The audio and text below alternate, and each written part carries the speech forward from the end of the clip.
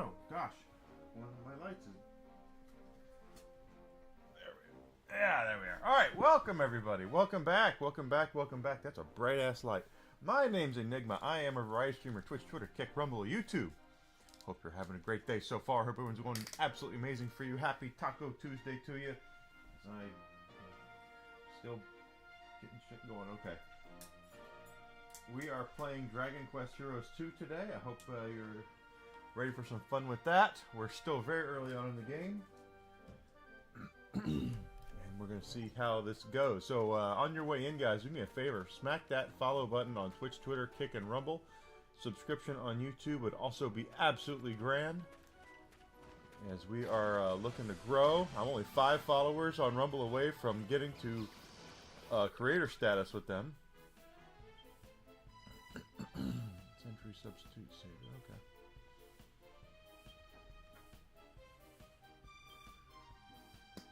Oh, pardon me. We all know what those do from the last game. But let's go ahead and get that. But I really want to get there. And then on YouTube is my Great White Whale. I'm still 100 and... 100 and... What? 84... followers away or subscribers away from hitting the happy spot there. Really want to get there.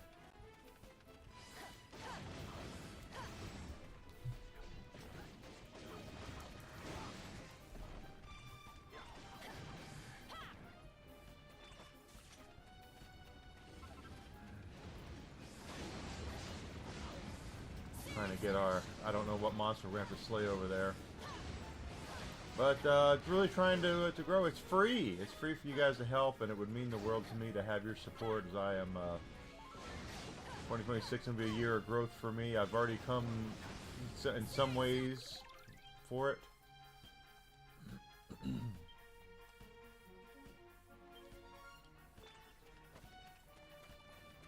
Oh, there's a wanted grenade.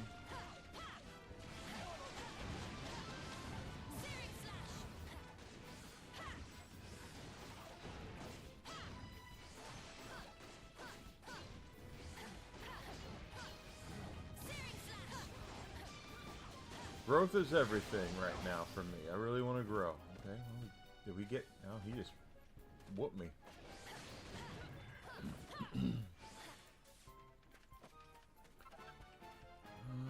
Da da da da.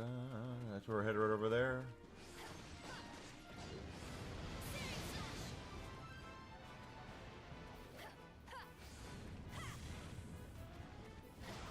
We did get to level 10. Working on that. But anyway, yeah, I really want to grow. I really want to get bigger and better. The only way I'm going to get better is with growth. That's why it's so important for me to have positive growth and positive moving forward. You don't want to be stagnant. If you're not growing, you're shrinking. And I'm a pretty nice guy, all things considered.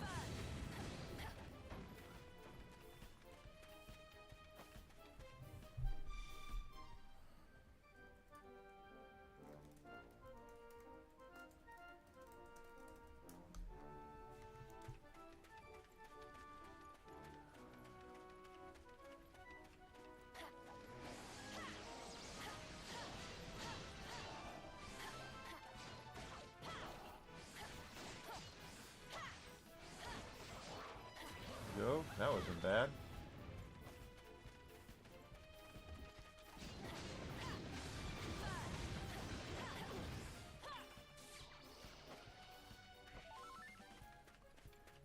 Was not bad at all. We're looking for something. Oh, look, there's... It's down there. But look at this. This is a group. We want to...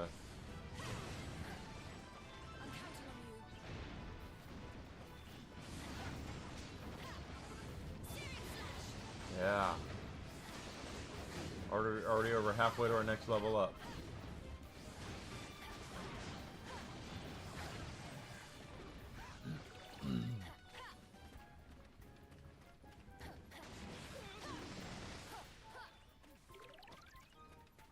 So, if you're not familiar, of course, Dragon Quest is a long-running game series out of Japan. We are entering year 40 of Dragon Quest, if I'm not mistaken. which makes sense, is when I started this game up, and it's from 2016. It said 30th anniversary of Dragon Quest. Now we're up to the 40th anniversary. It's 2026. Dragon Quest is the standard bearer of JRPGs. Any JRPG or JRPG adjacent that you've played, either directly or indirectly, borrows things from Dragon Quest. Everybody did at that point. Dragon Quest was kind of the first game in Japan, RPG in Japan, that really made it to where it was approachable for everybody to play. Very, very big deal.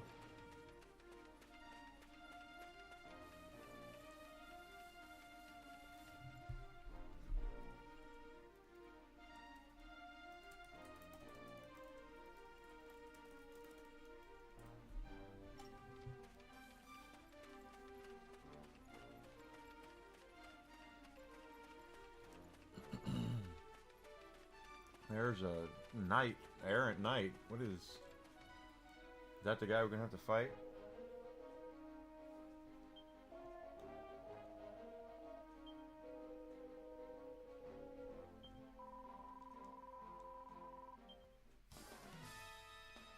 Okay, so it's a boss fight. Here we go.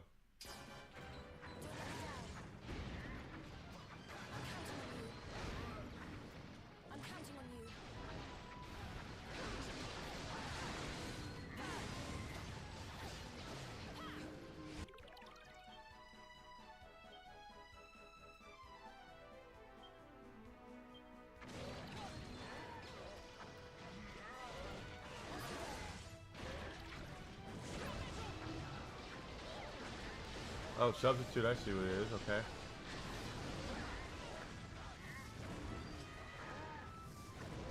Takes out our girl, and then we use the gold and take him out. There we go.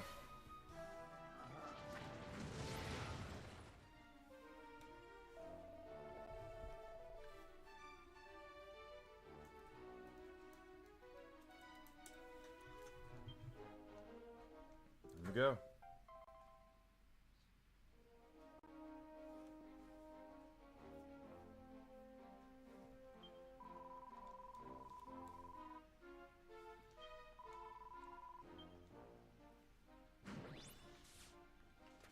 Bad.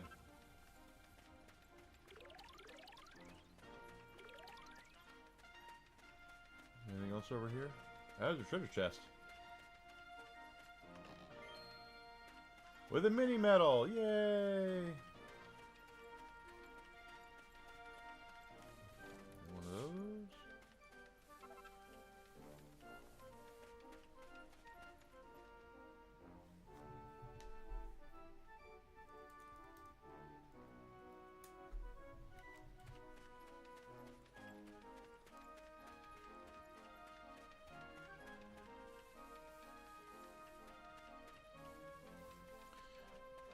Wish we could see our level here. How close we are? Okay, there we are.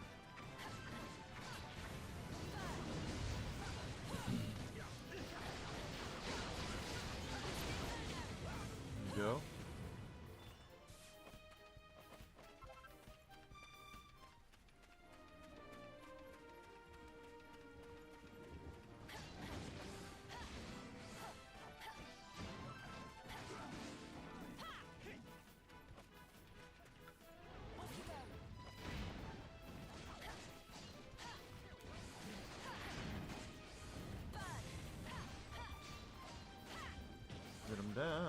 But Dragon Quest, of course, got big enough in Japan that there's been a shit ton of spin-offs.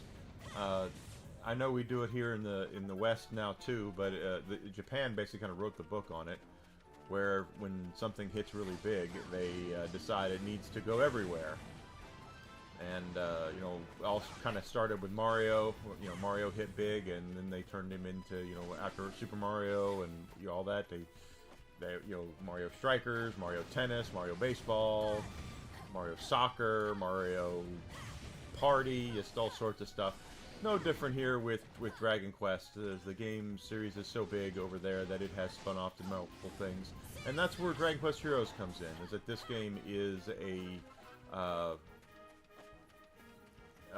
Dynasty Warriors developers made this game. So if it looks like Hyrule Warriors, if it reminds you of One Piece Pirate Warriors or Dynasty Warriors, it should. They're made by the same exact people.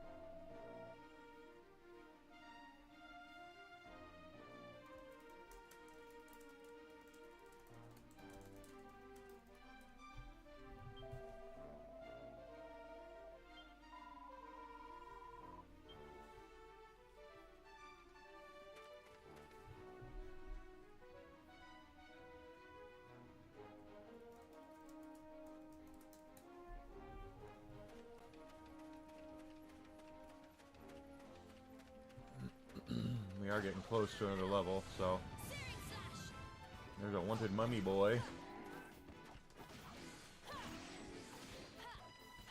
But that's where Dragon Quest Heroes comes from. Dynasty Warriors, of course, is a big game series. I know there's got a lot of people who like them and a lot of people who don't.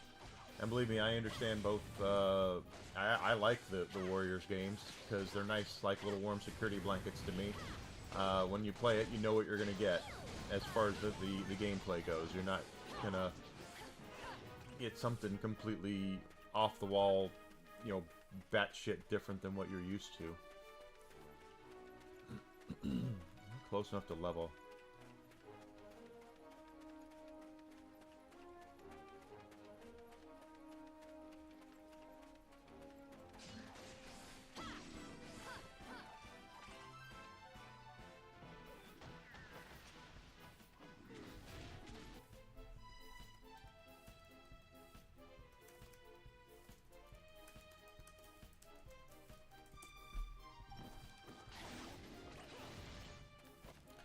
And this is kind of an ensemble game as well, because a lot of the characters we're going to see in this game, like our friend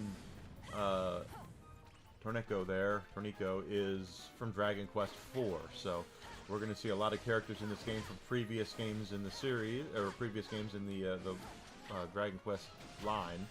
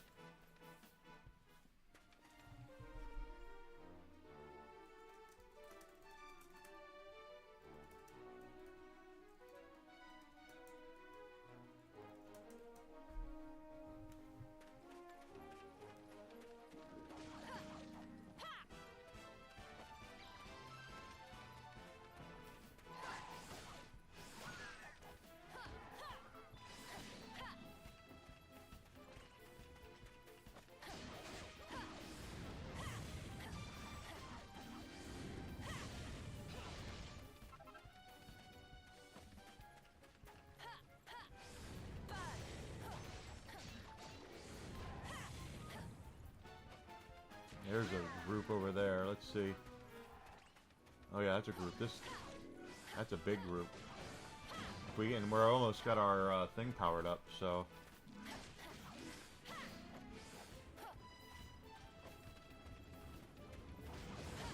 Our tension here.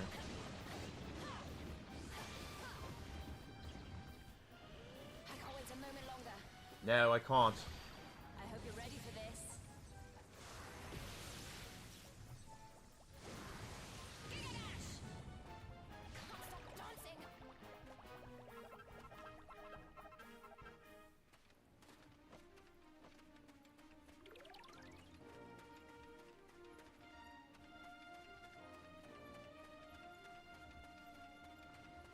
Got another one up here too. Another group. Don't let you down. There we go. Level up. That's what I was waiting for.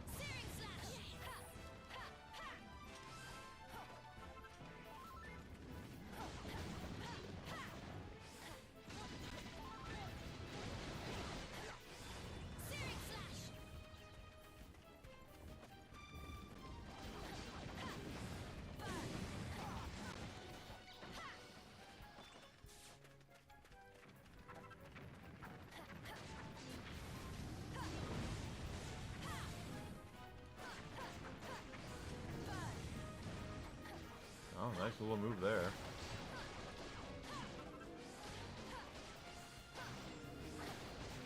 Oh, baby.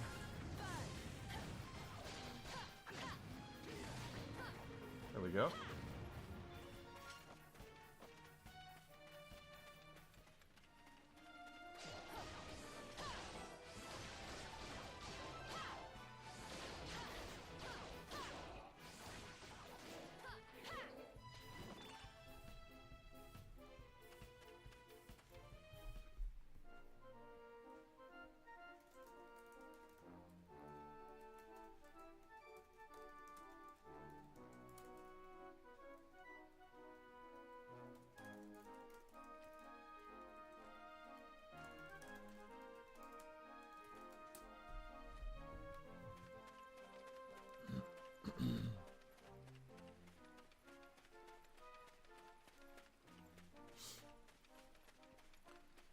Is that a treasure chest? Yeah, it is. Might as well get it since we're over here.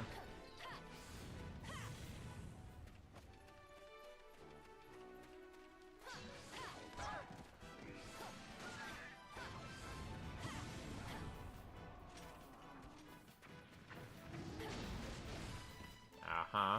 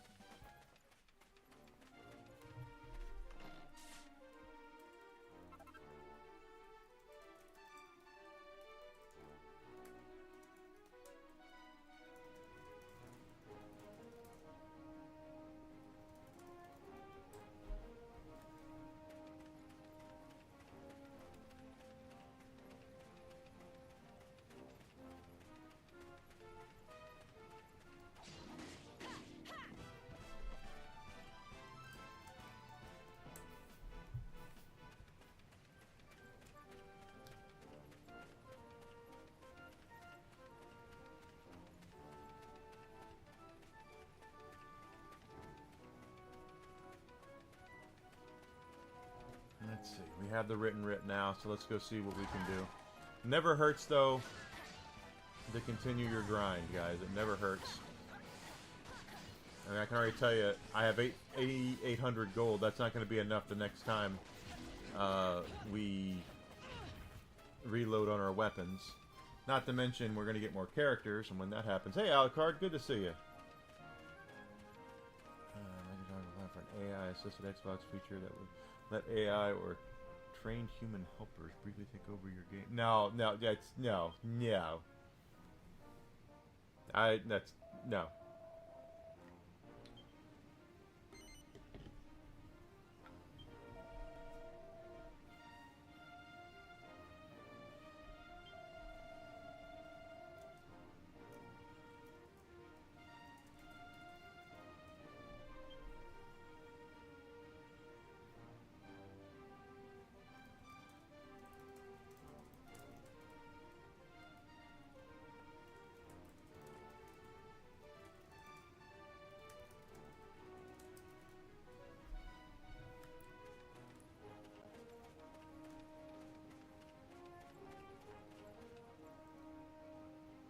Got the next battle.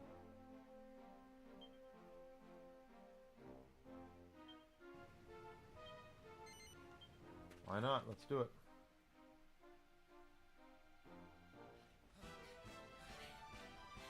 Hey, look, that's... There's no mistaking it. That's the Tunisian standard. They're headed for harbour. No, look there! The poor Chislers are in trouble.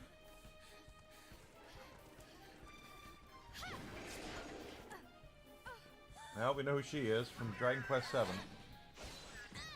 Maribel, are you okay? You can see perfectly well that I'm fine. Just what do these idiots want with us anyway? They've certainly got a funny way of making friends. What are we gonna do? I don't know. Maybe find some food? Oh, will you forget about your stupid stomach for 1 minute? Oh. What are they doing? That's half the Tunisian army down there. Why would 2 little kids try to Never take mind the them on? who's and whys. They're about to get made into monster food. Oi!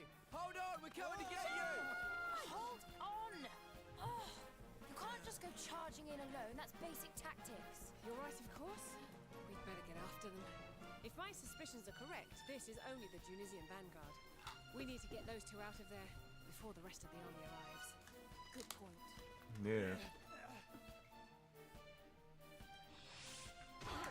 Oh, crap. Here I'm refilling my tea. Yeah, I read that last night too. Priority here is to get those Bruce two Campbell having cancer sucks. Yeah, AI playing the games for us, no. Drag it out, are we? We're fighting our own army here.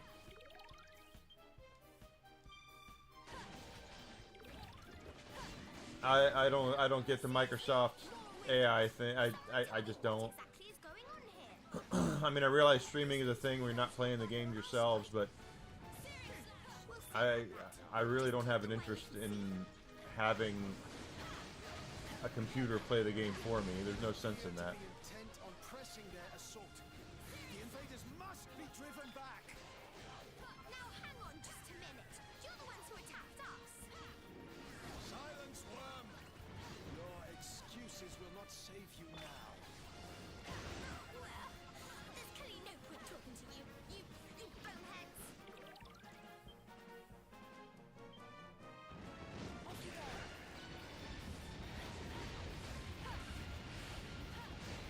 Damn, I'll take that. We've thinned their numbers a good deal. One final push and this fight is ours. Aye, but do not get complacent, troops. We must give it our all to the very last.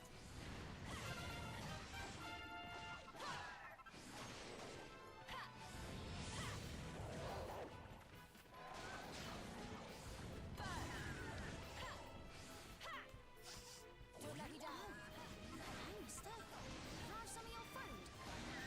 You have quite your nose on you there, lad. Maybe once the fighting's done, I share some with you, eh? We got a Mac. Let's finish fighting so we can start eating. There's no such thing as a free lunch, you know. It'll be poisoned or rotten or something. You'll see.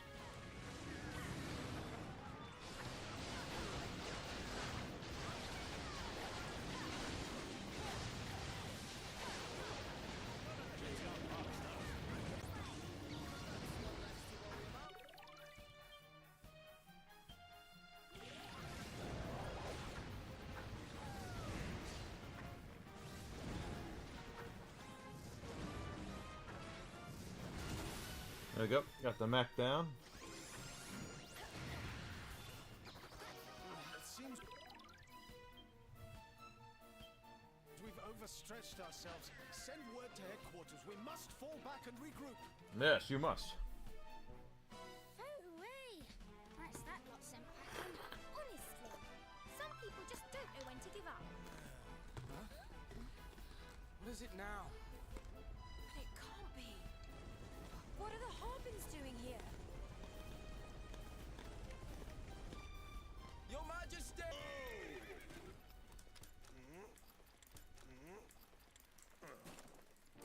Well, well, look who it is. Your Majesty, might I ask what you're doing here? You stand on Tunisian soil, and with an army no less. He's eating. I regret that my hand was forced. We received word that they were preparing to mount another assault. As King of Harbor, I cannot stand idly by while my lands and my subjects are attacked. That is why I and all my men have crossed the border. We will drive back the tide of marauders ere it reaches us. If they mean to take my head, let them try. But let it be on the battlefield. and not in my people's home. But where will it all end? What if Tunisia and Harbour keep on fighting to... Can one of you lot please tell me what you're all blathering on about? Where exactly are we, and what exactly is going on? I'm sorry, sweetie. Let's see. Sweetie, do you mind not talking to me like a 3-year-old? I do have a name, you know. I am Maribel, and this flea-ridden little midget is Ruff.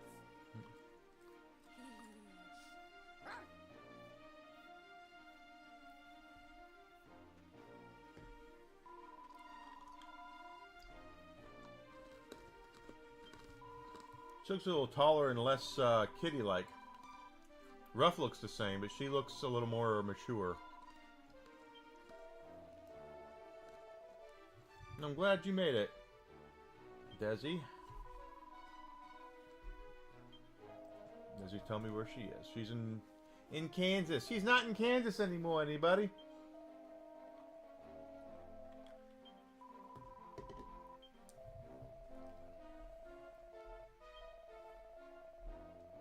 What?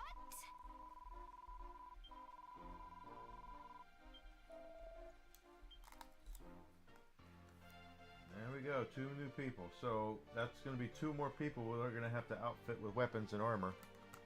Not to mention, we're probably going to have to get new weapons and armor again for Little Miss Long Range. Okay.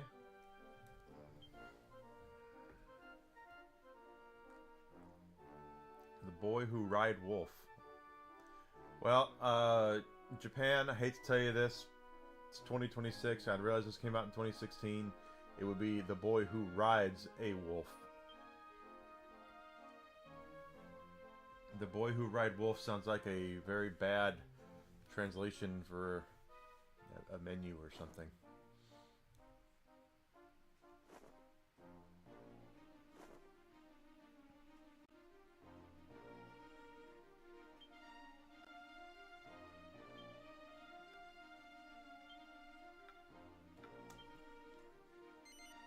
Sure.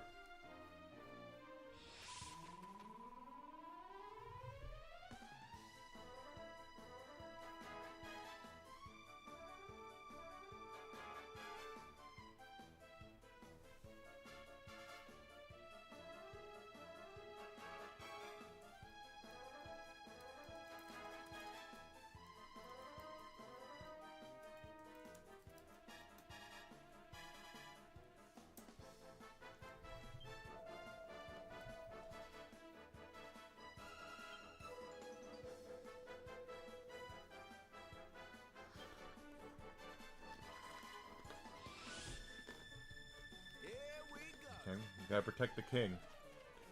All right, listen up. For many of you, this is your first full-scale battle, so let me give you some advice. Knowing the terrain is vital, so make sure to get your bearings before you go charging in.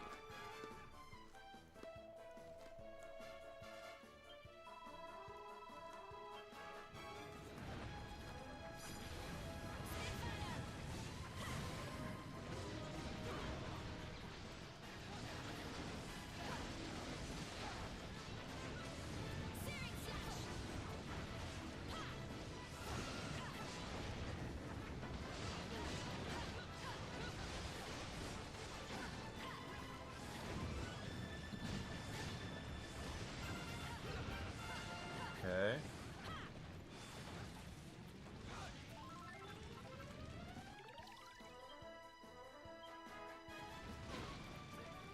And now we're gonna go down over here. I see we have stuff to fight. We want to protect the king, right? So it's what we have to do, protect the king. That cloud got up there, so.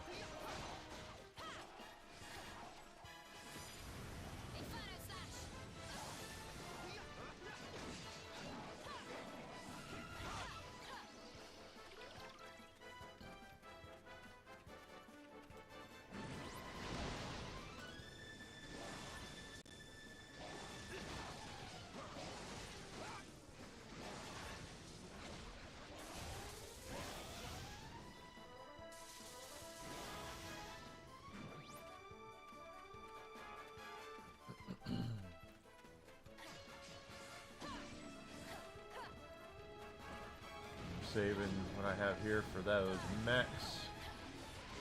I'm counting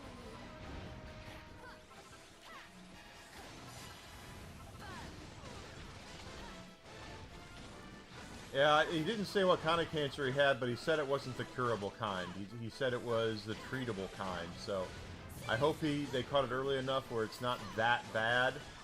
But and he gets the treatment that he needs. I really do. Bruce Campbell is a icon and a legend and an institution when it comes to geek culture and things like that. He is just amazing as a he's an ambassador of geek stuff. He really is. I'm counting on you.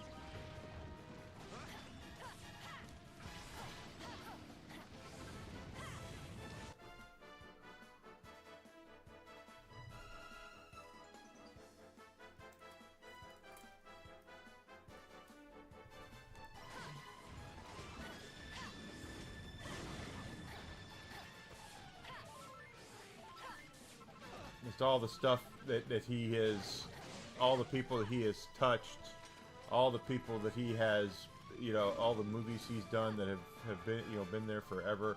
Evil Dead, all the Spider-Man stuff that he did, just all sorts of stuff, guys. I can't really stress enough how important of a figure Bruce Campbell is. I see two have gotten by.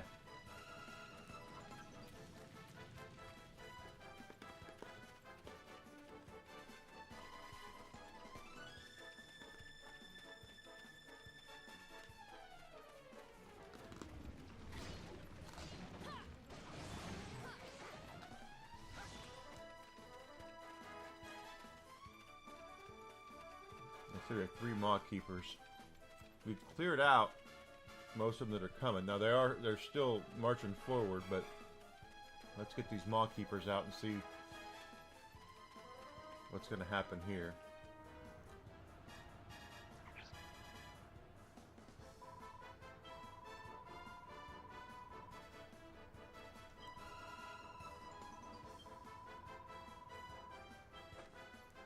Well, that's the plan.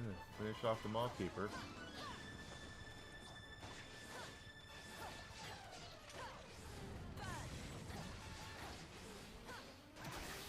There we go. He's down.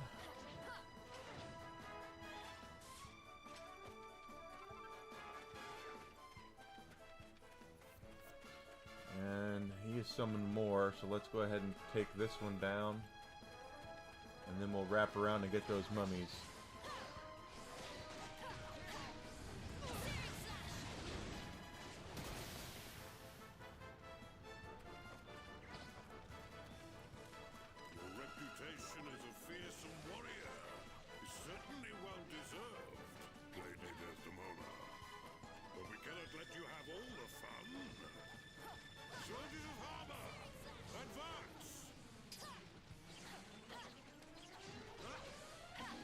We're going to level up again.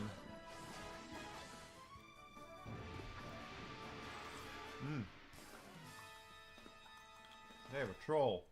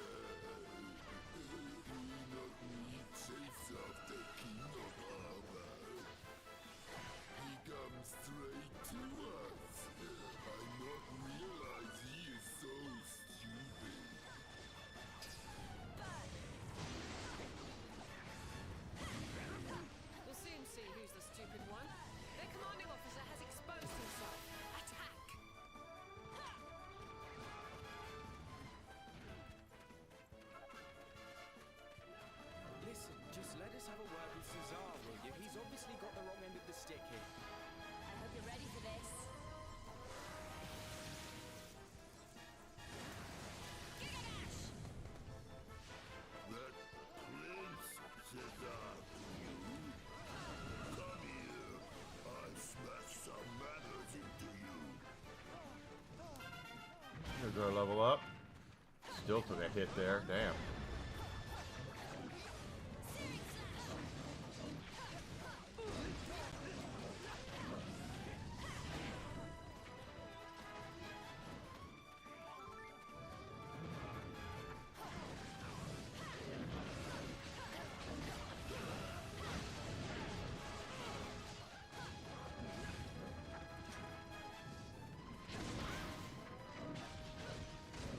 Point taken. Isn't looking good.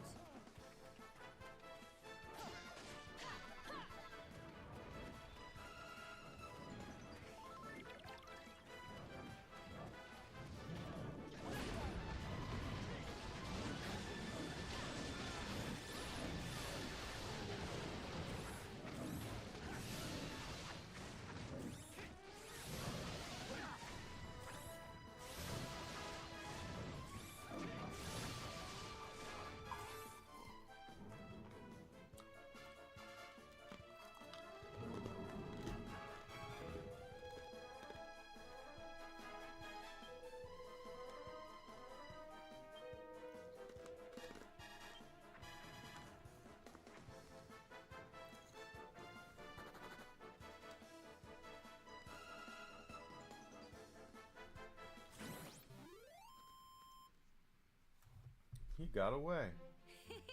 Perfect.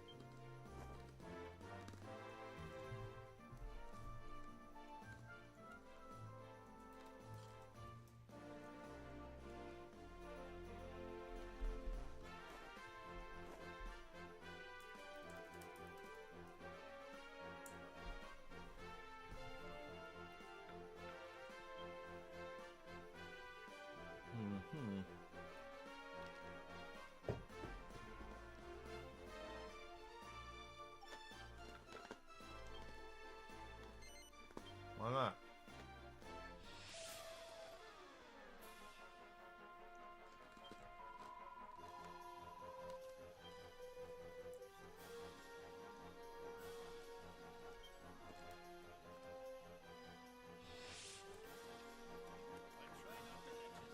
Another protecting of the king. Right. And We'll be operating as a small mobile force separate Right. from the main army. Roger that. Let's scout out the lay of the land and make sure there aren't any nasty surprises lying in wait. Well, I never. Maybe you really have been paying attention in class.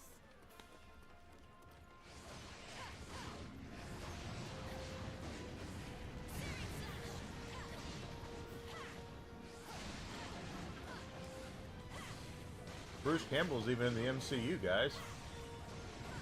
He's Pizza Papa. I watched Doctor Strange and the Multiverse of Madness just so I could watch the Bruce Campbell cameo. I knew there would be a Bruce Campbell cameo, and there totally was. He was Pizza Papa. Army has marched straight into And I don't know if Pizza Papa was paid. deploy. Searing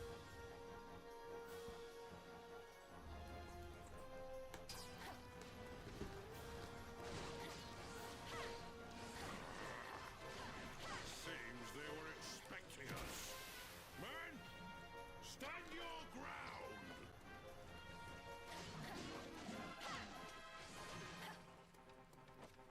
This isn't good. They're going after the king. We have to protect him. Well, we I can't agree. ignore these night lords. His Majesty's safety has to be our top priority. The Night Lords will have to wait. Don't let me down.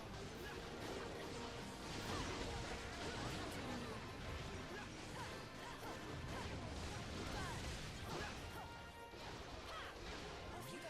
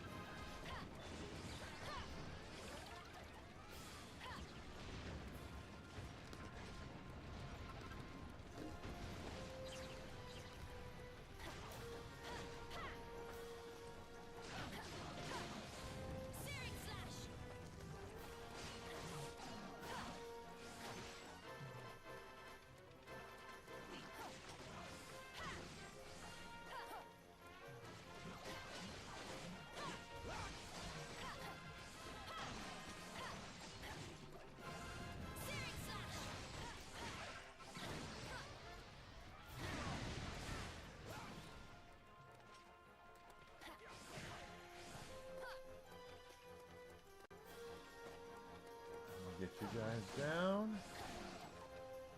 Mallkeeper will be the next one to go.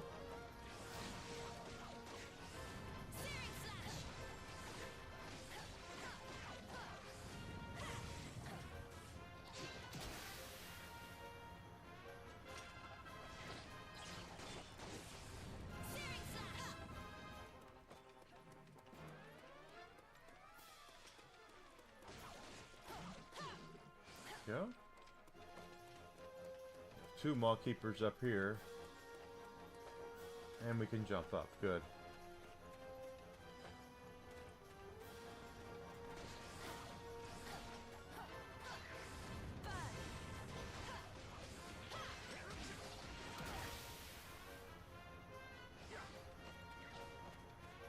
And there's 3 Mallkeepers up here.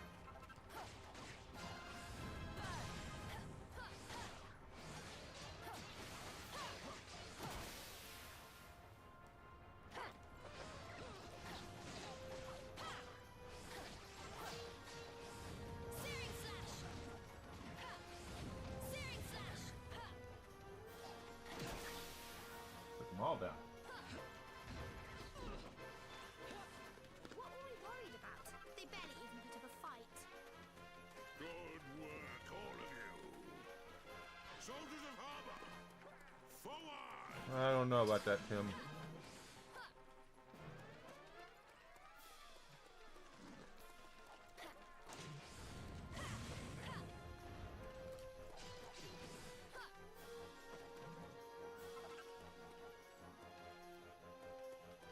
I have a feeling we're not done.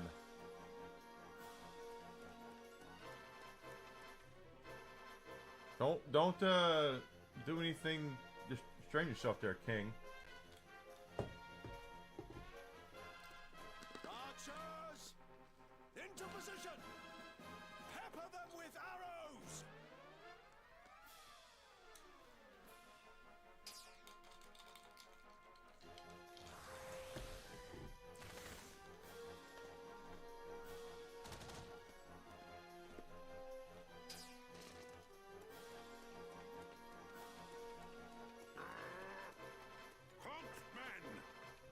Bowmen must be defeated before we can go any further. Well, I'm heading up there.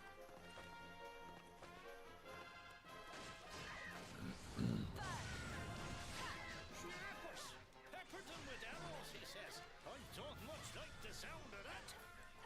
Then don't let it happen. Come on, let's get up there and take them down. Let's see if this works. Can't wait a moment longer. I hope you're ready for this.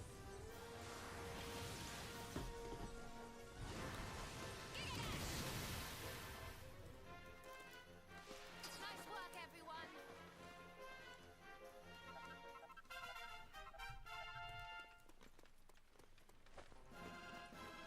That's the archers dealt with. It should be safe for the king to move forward now.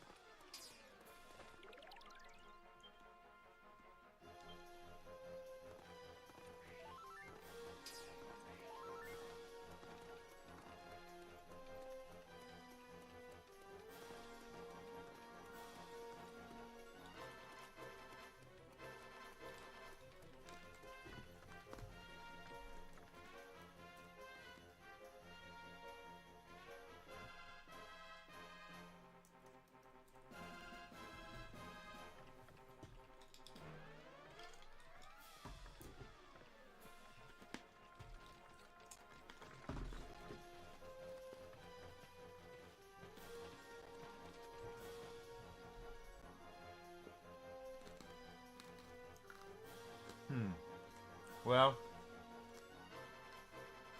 Street Fighter 6 is going to be a new season of characters, I guarantee that.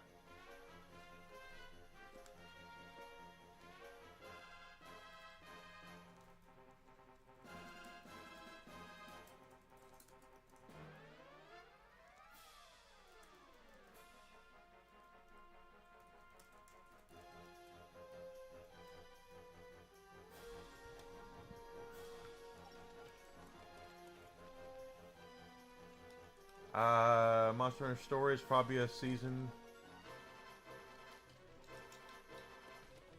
Pragmata. They're putting a lot behind Pragmata.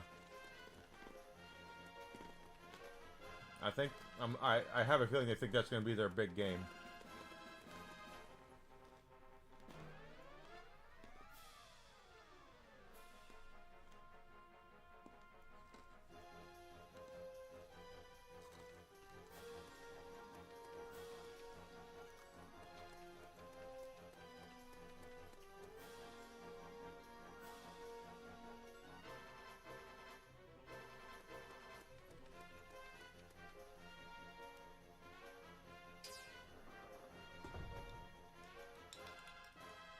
We're through the gates, but I can't help thinking we're walking into another trap.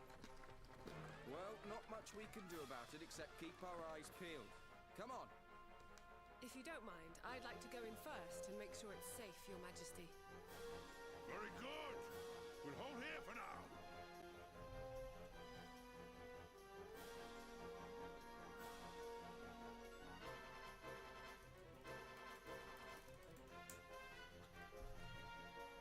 Okay, so we're gonna go check out this place. Dun dun dun dun. Company halt! Stand fast here and prepare to attack.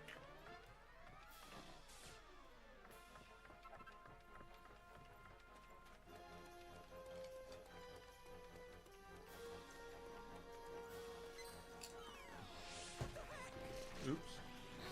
A trapdoor. Of all the cheap tricks. Trapdoor with a pit of monsters beneath it, no less. Ah, distracts me. What an awful life we must have led. The enemy forces are divided. Now is our chance to capture the King of Harbor. Seems we've been outmaneuvered. Better get these monsters dealt with quickly. Nice work, everyone.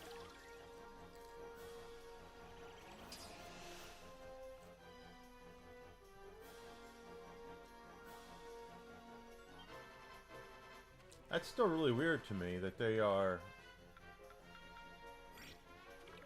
counting on that being their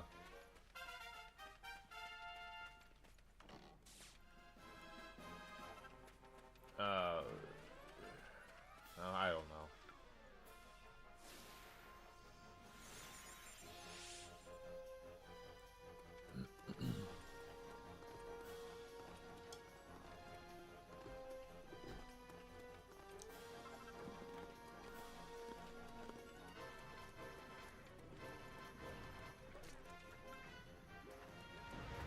I'm counting on you.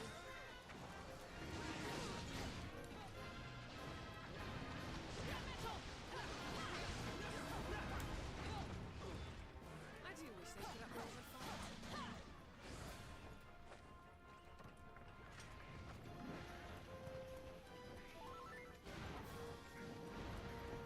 Overall, I'm just there's a lot of directs lately, a lot of videos lately of new stuff coming out. Of course, it's not surprising. Traditionally, gaming works in a very similar way to how a lot of entertainment does. January and February, game companies tend not to release as much.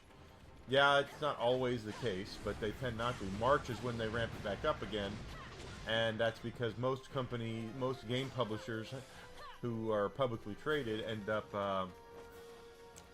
reporting their earnings to their shareholders for their stocks at the end of March. So you'll see sometimes you'll have a lot of games coming out in March,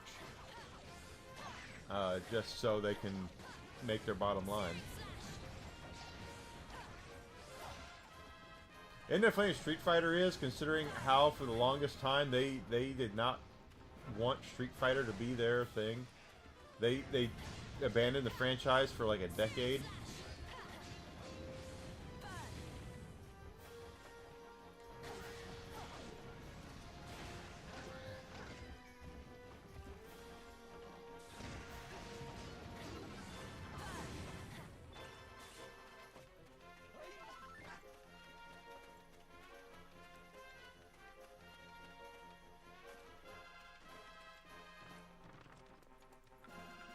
I'm counting on you.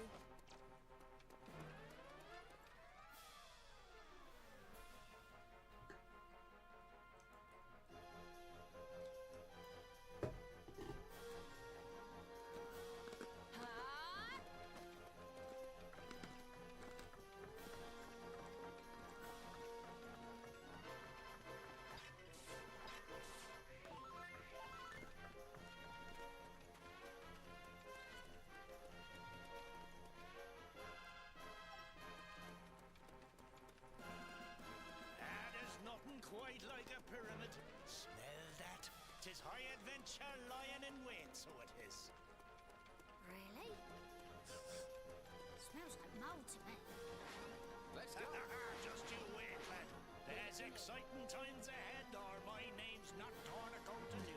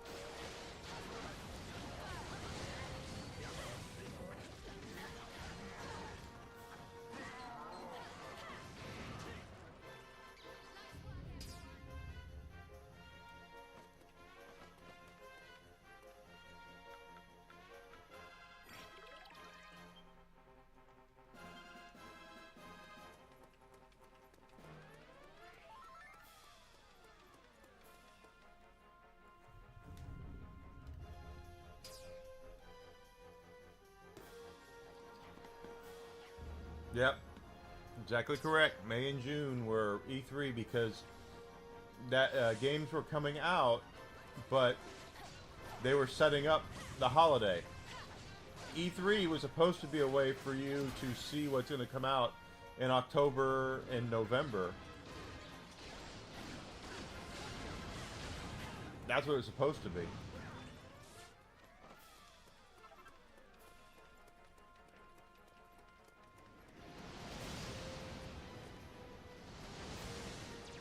Shit, what's the arrows coming out of the very walls? Mind you don't get skewered. It looks like they're triggered by panels on the floor.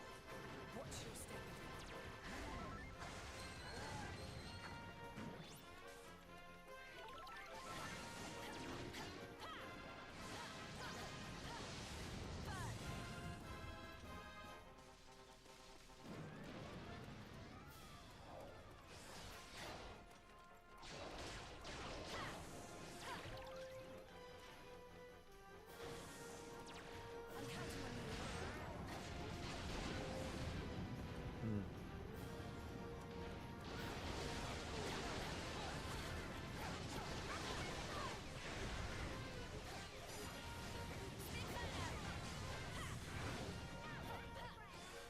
Nice work, everyone.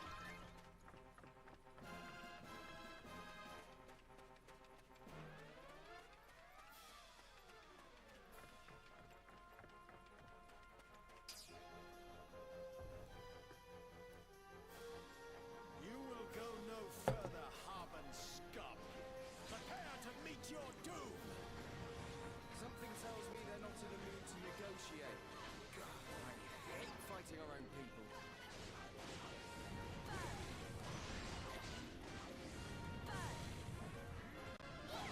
Oh gosh, I just realized I was about to die. Searing slash. See if I can get a healing herb or something here. Just like that one. There we go, that's better.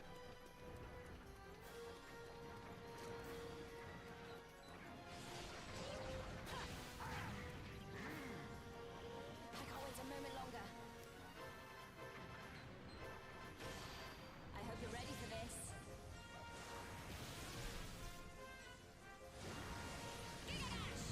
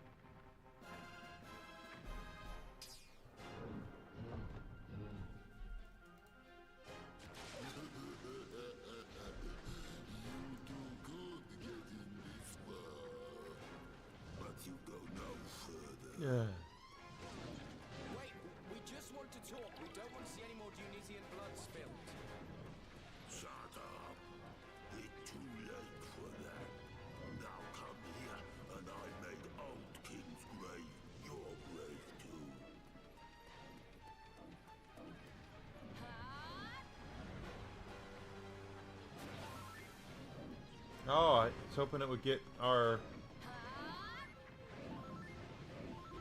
Oh, we can heal doing this. Okay, that's actually kind of handy.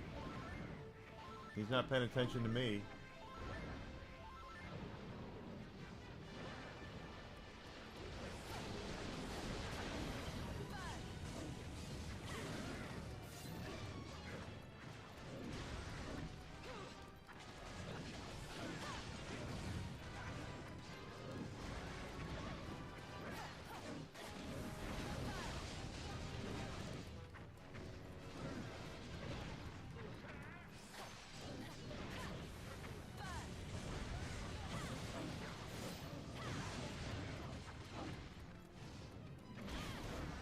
Okay, alright. I'm gonna run back here while he's coming after me and hitting me again.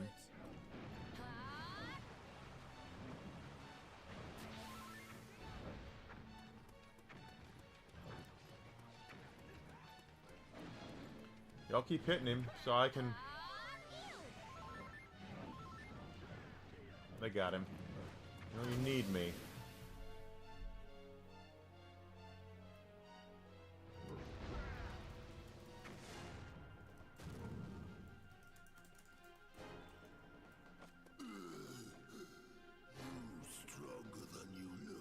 Yeah, I know. Prince Cedar, finish you good.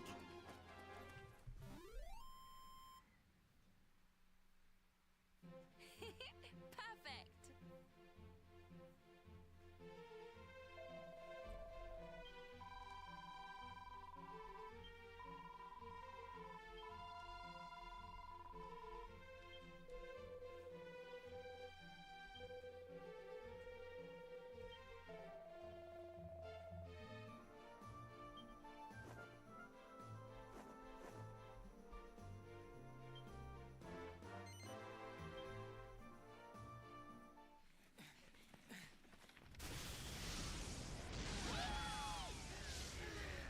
Gotcha!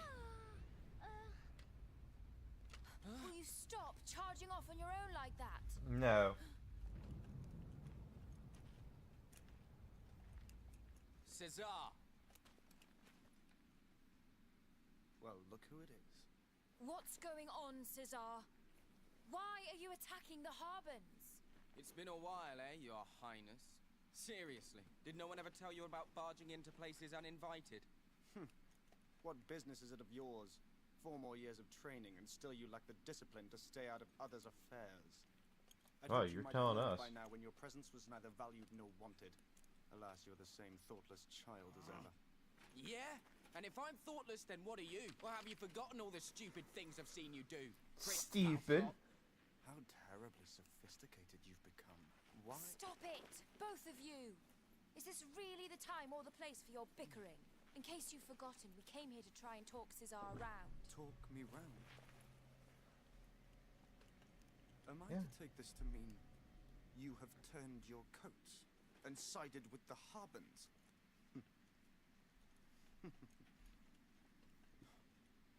You will regret that. Justice will be done. And those who betray our realm will suffer the judgment of steel! Your Highness, please, you have to listen to reason. Your friend is in no mood to listen. We have no choice. Ben Kingsley, We'll okay. need your help if this is going to end well. Same old Caesar. Once he gets that look in his eye, there's no talking to him. You're right. We never could get through to him when he was like this. We sure couldn't. He's clearly got some stupid idea in his head, and we're just gonna have to beat it out of him. Stupid. Let's go!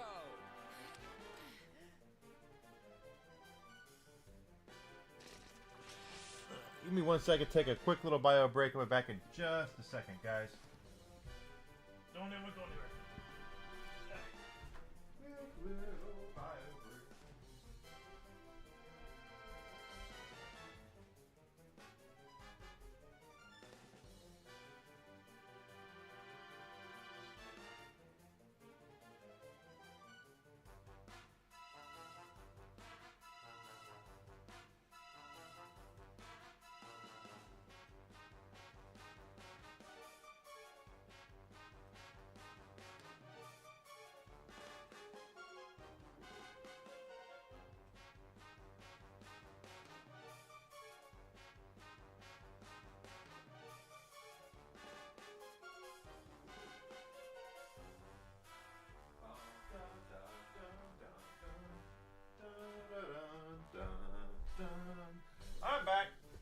told you to be quick.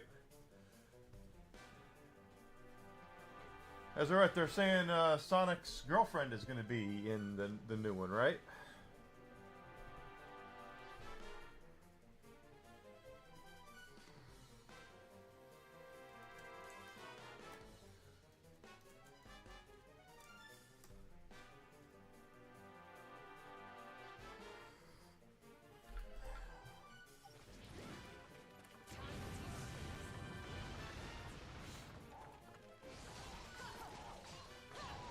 Justice will be done. Mercy shall not stay my hand. Same to you, your princeliness. We're gonna beat some sense into you.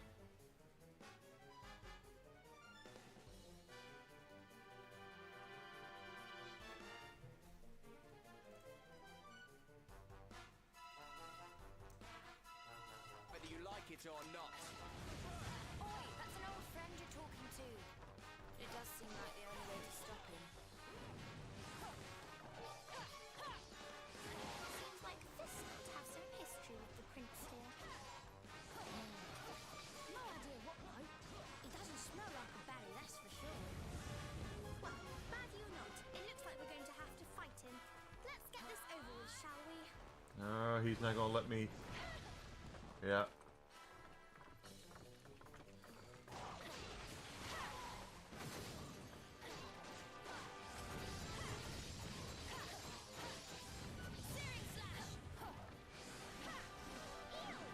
Thank you, Helix. Jeepers, he nearly took me head clean off. The prince is a highly skilled swordsman. Be careful, all of you. You're not safe, even at a distance. Burn! That's the way to do it!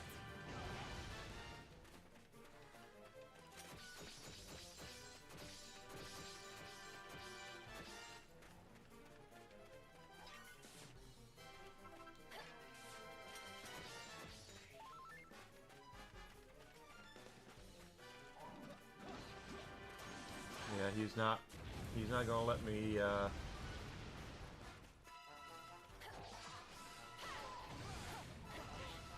damn it.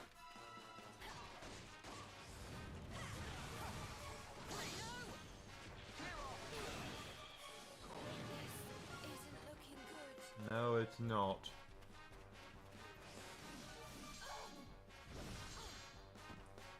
The hell, dude?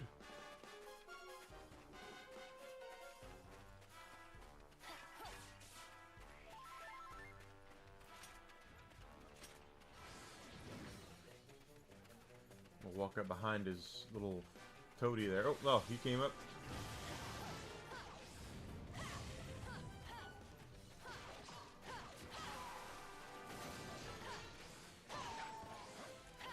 Alright, now y'all take him out, alright?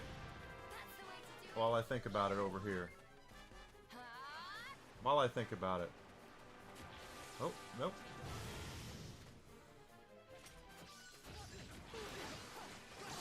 Ha! Curse you! Not enough yet, Caesar? Ready to put down your sword and talk like a... Now suffer the wrath of Tunisia! Look, over there!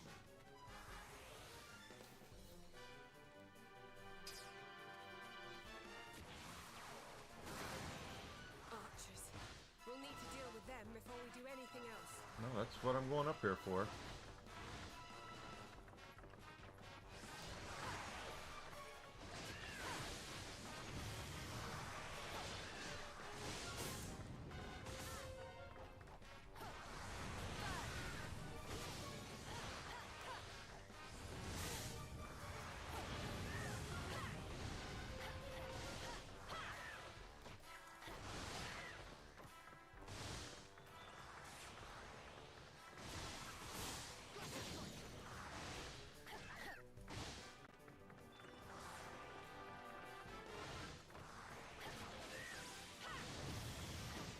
Yeah, can y'all need my help in doing this, or can y'all kill these archers without me, huh? Thank you, Helix.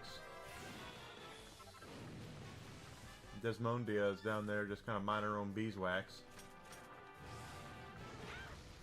We do have Caesar down a little bit there. How about if I come down here?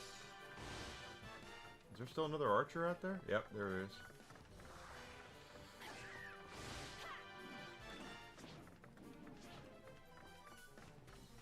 I was kind of hoping he would pay attention to them.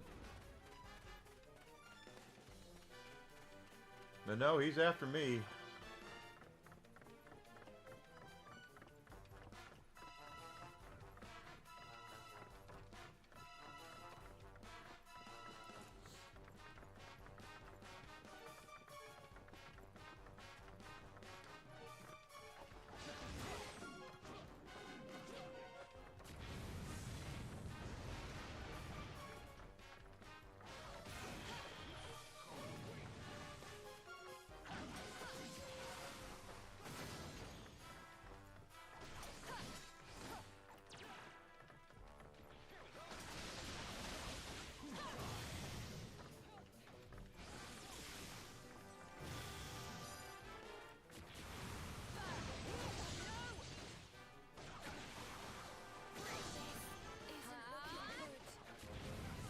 It's not.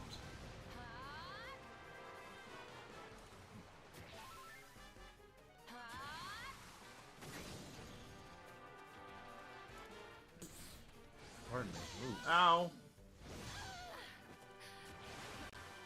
I kind of felt that happening. Leave it to me.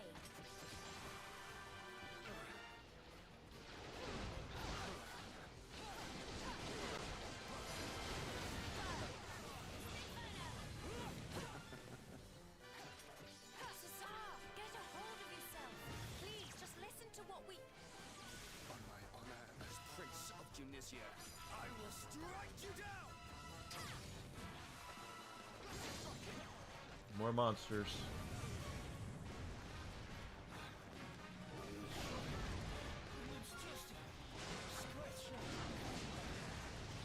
Oh, I have plenty now for this.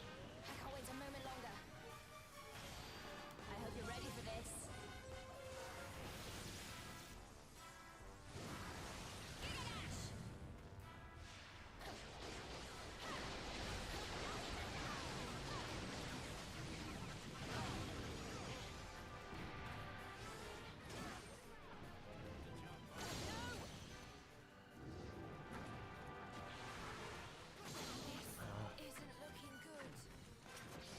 It's gonna look better once I activate this.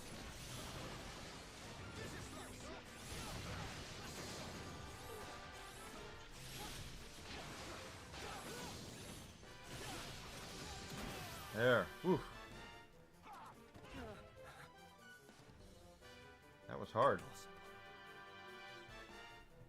Father, forgive me.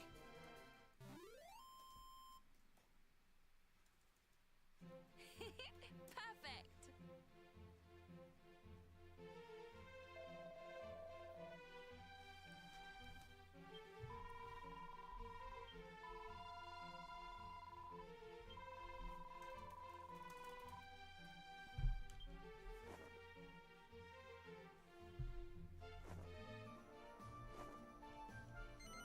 Yeah, let's save it.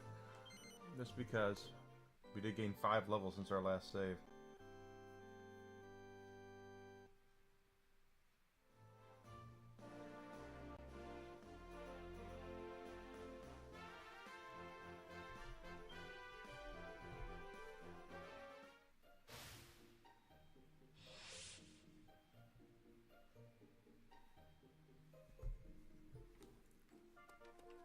Okay, so now I know we have, looks like new stuff. Oh, wait, she's here. What do we got? Hello, Ducky. What do you got for us? Hey, watcha. Alright, so now we have access to whole new weapons and such. Okay, so let's start with the Cordery sword Cheers. for our girl.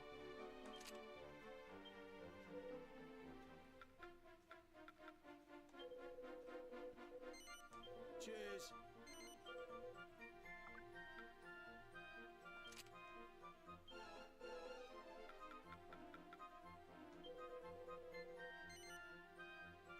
Cheers.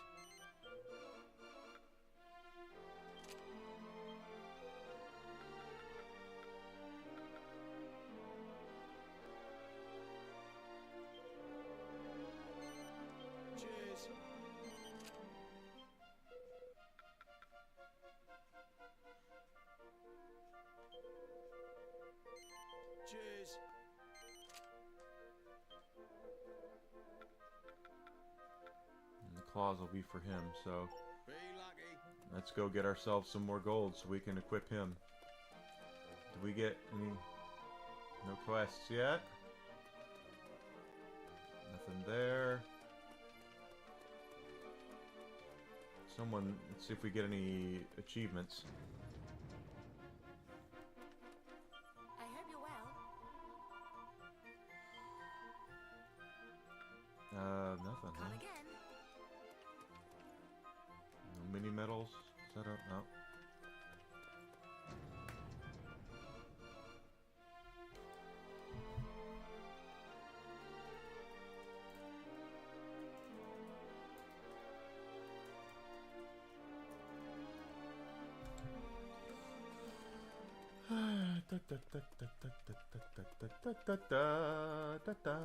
Let's go back out to the desert. We need to get some more money for the claws, and then I'm sure there's going to be more to do for those, probably new armor too. Yeah, you know, the sad thing about the Leroy Jenkins video is you find out that it's staged, and that sucks.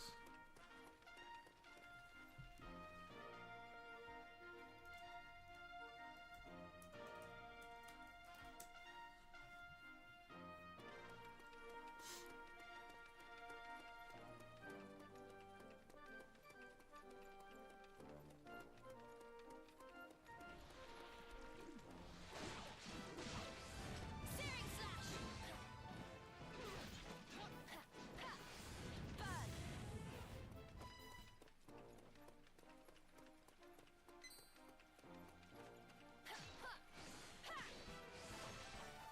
Burn. I just noticed we didn't upgrade our shield either, but maybe that's because we're not supposed to. I don't know. Oh, Leroy Jenkins. That was a viral thing that happened, and I mean, it was manufactured. It ended up being a fake video, but boy, oh boy, did it go viral.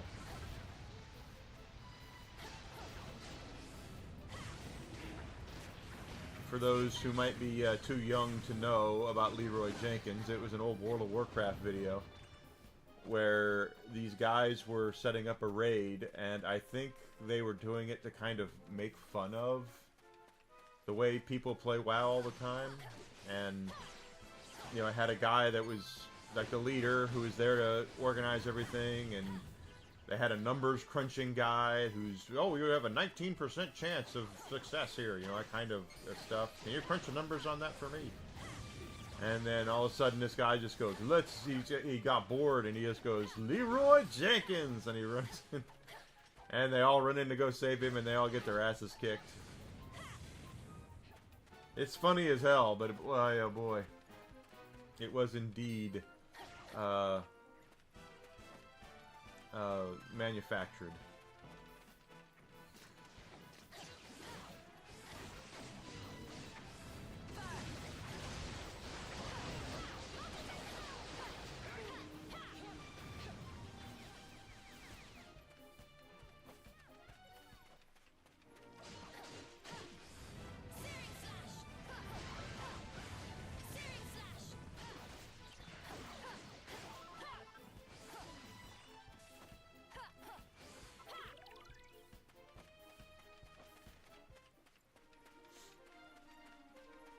Yeah, it was... Really? High Guard's already shutting down permanently. Holy shit. So, what's Jeff Keighley got to say about that? Because the rumors of that game, what all that game had, that now we found out Tencent was involved with it and everything. I'm flat out telling you, that'll teach him. That'll teach. I mean, that was the end of the show for the Game Awards. That was the coup de grace. That was the cleanup hitter. The heavy. That was coming out to sell people on a game, and boy, oh boy, did that go tits up. Quick.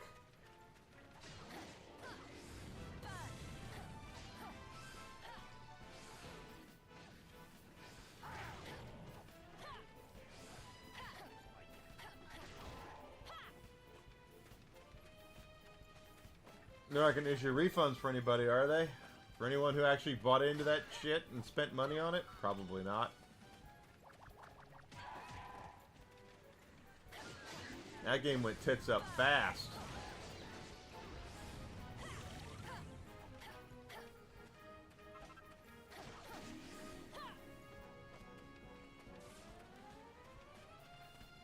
Well, we've discussed it earlier, Alucard, and this is the damn truth, guys. When any developer and publisher within the sound of my frickin' voice, if you're going to peddle in that live service slot, if that is going to be your game that you think is going to be your magnum opus, that's going to be your next big thing, is a live service game. You have to have something in that game that's going to make people put down what live service game they're playing right now. Do you have anything you can offer that is better than Marvel Rivals or Overwatch or Concord? And if the answer is no, then why are you doing it? They could have taken that money and made something better and done something story-driven and narrative and probably have done a lot better than live service bullshit.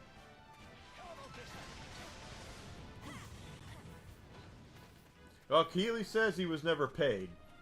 I believe that, but I think Keighley was going to get something on the back end.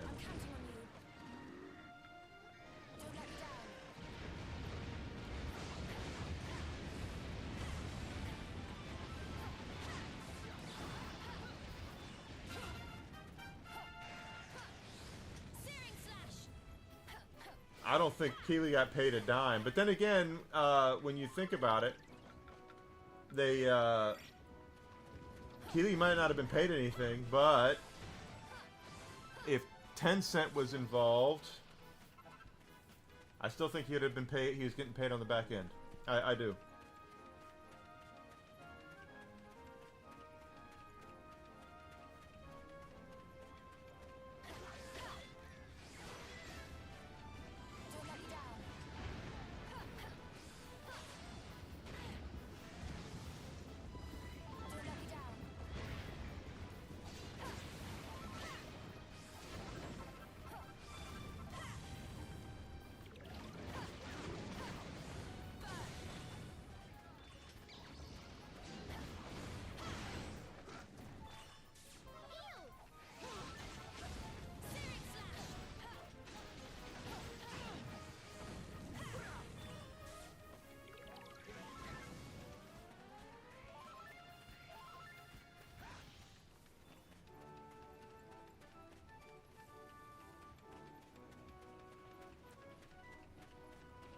And that is, God, that's just the gospel, guy. If you don't have a reason for people to put down Marvel Rivals, what are you doing? I hope you're ready for this.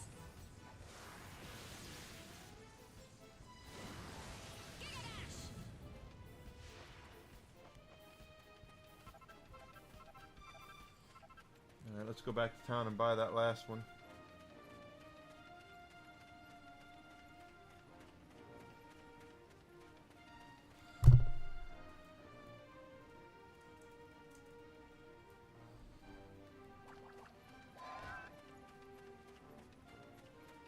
Yeah, 2 million my ass. Downloading it and playing it for a weekend is not engaging with players. I'm sorry.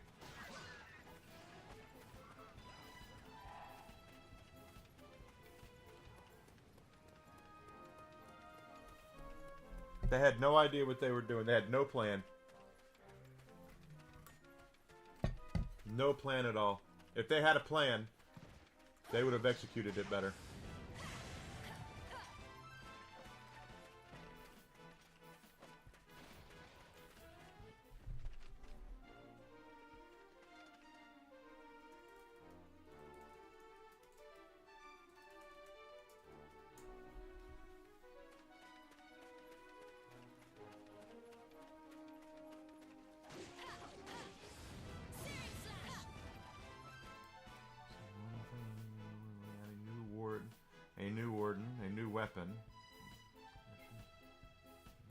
So they're releasing all this shit, and see if you can unlock everything in the next 9 days. That game failed hard. Absolutely hard.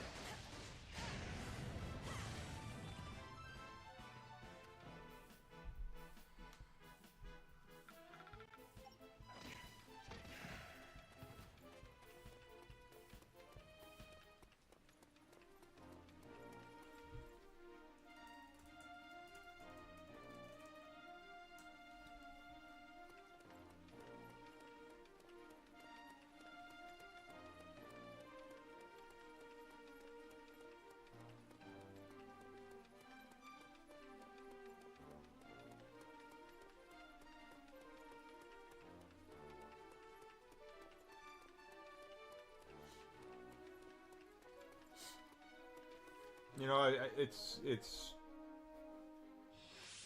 the sad thing is when you're doing a live service game like they are right now, and I do, my heart kind of goes out to some of these developers for this very reason, is that if you're giving it away, which you kind of have to give it away,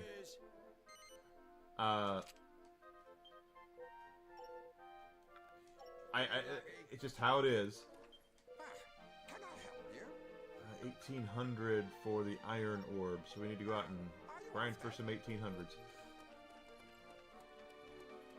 Yeah, I'd heard that they were down to 20. I did hear that.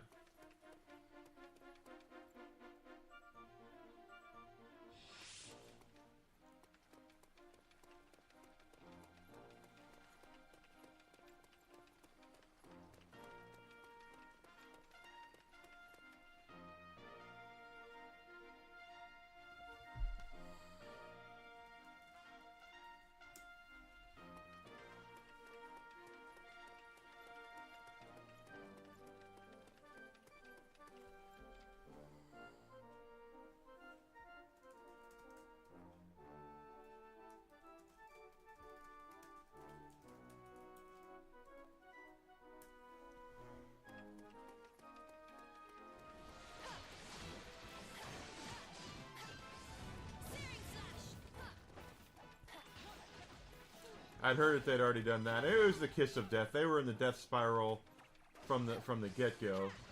And again, if they would have announced that, if that would have been a game in the middle of the Game Awards, you know, hey, here's a game that's coming out. We hope you guys will give it a shot. It probably would still be doing okay. But when you put it in that high profile like you do, and again, you're talking about a free live service game. Why would I want to play that over The First Descendant? Why would I want to play that over Marvel Rivals? That's the question they have never, that none of these companies who do this ever answer. They just bring this shit out, and they say this is going to be the next big thing, but they never tell you why, what they have to offer, why you should stop.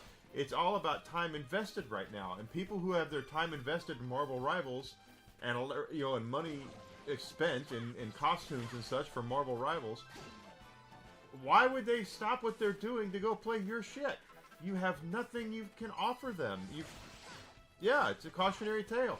You have to give them something that they can, that would make them want to go.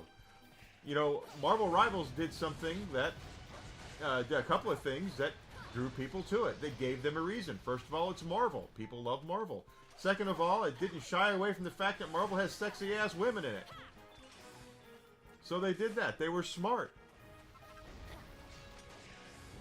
And they continue to provide new Marvel characters, new attractive costumes, you know, things like that to keep people invested in the game. I've never played it, but I know that's what they're doing, and that's what they need to do to continue to get people involved and to keep people in the game.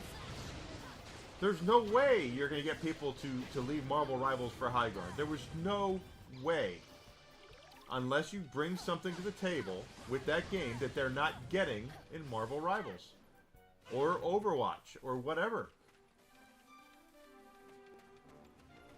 And again, I've never played Overwatch, but I know, you know, there's a whole ton of free-to-play games on your phone and your tablet right now. You can download them and you can play them. Once you get to a point in those games where if you invest any money into them, and you invest so much money into them, you're not interested in going elsewhere. You're not interested in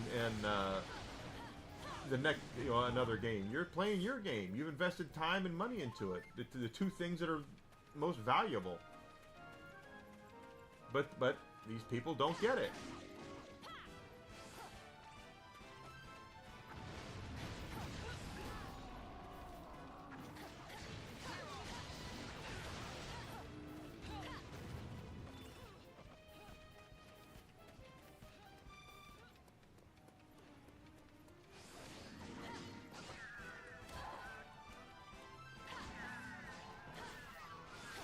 And that's going to be how it is with all free-to-play games, everybody. So, your folks out there that are like, we're going to compete with Fortnite.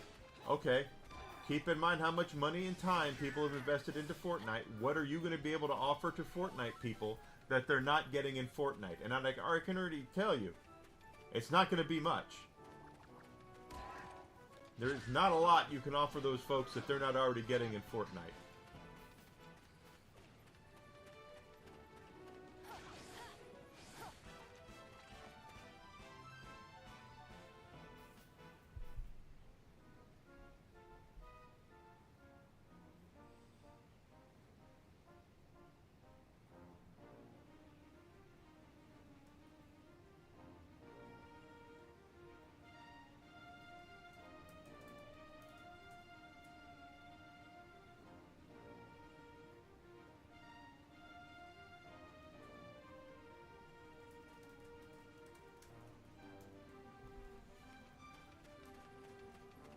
And they just don't get it.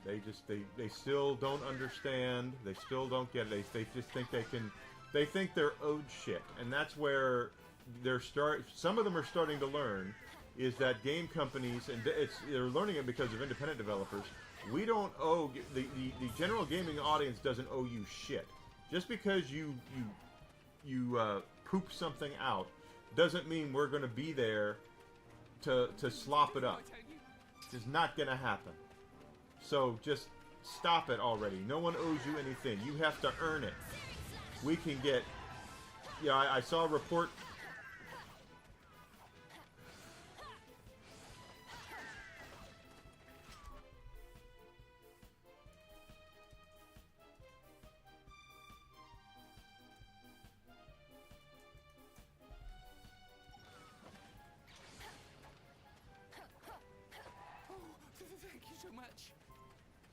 And if you don't have anything to offer like that, if you're not going to be able to offer anything to get people interested in your shit, to get them away from what they're playing right now, then you really should just stop.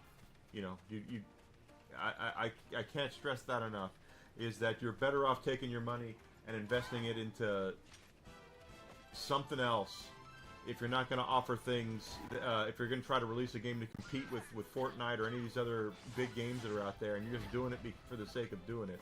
Now, I get the fact that you're looking to be the Mortal Kombat to Street Fighter. I completely get that, and it can happen. It most certainly can.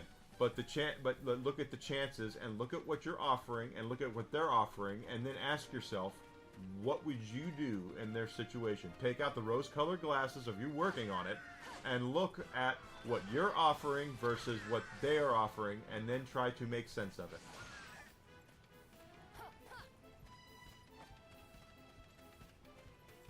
Try to make sense as to what you can offer to these people that they're not already getting, and why they would uninstall the game that they are already liking and playing, and paying money to get costumes and stuff in, and give that to you. And they don't have an answer for it. Concord's like Concord is the cautionary of cautionary tales. They offered nothing to the general public, nothing to the general audience.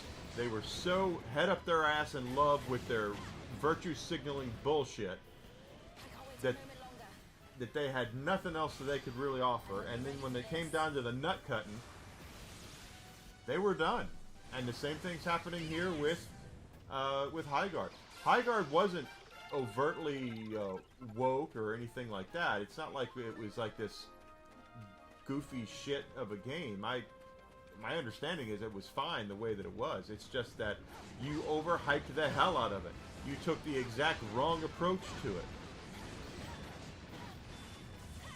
You know, 5 years ago, Microsoft used the coup de grace of the Game Awards to show off their new video game console, the Xbox Series X. That's the kind of things you do at the end of a big show like the Game Awards. That's your coup de grace. It's your, hey, this is going to be it. And then you have Jeff Keighley out there on Twitter who continually kept saying, oh, in 24 hours, I'm going to be accepting your apology. You know, that kind of shit. And, of course, it didn't happen.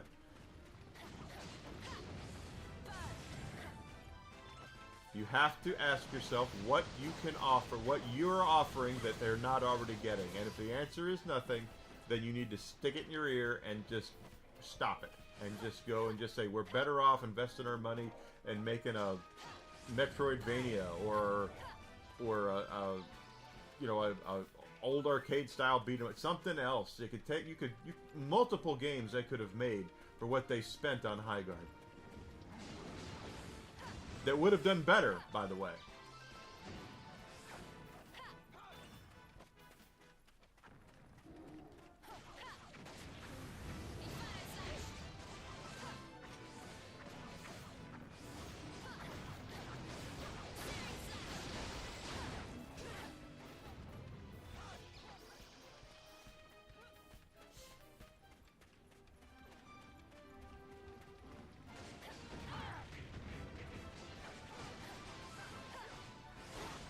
Yeah, it's the old meme of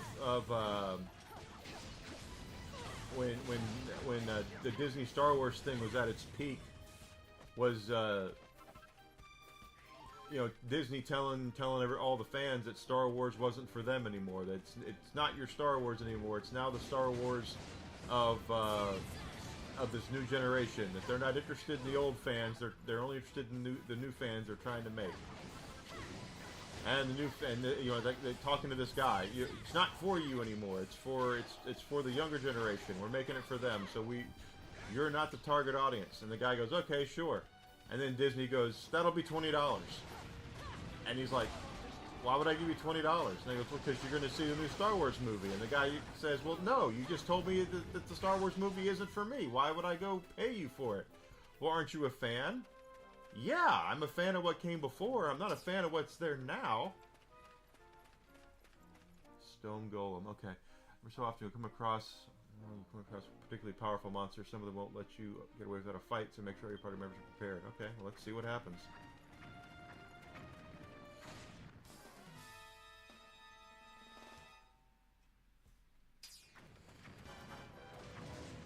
Oh, wow.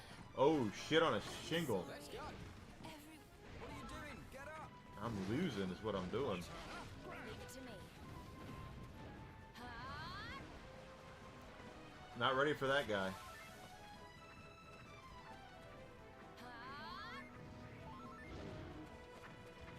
Y'all hit him, huh? Can y'all hit that guy? Thank you.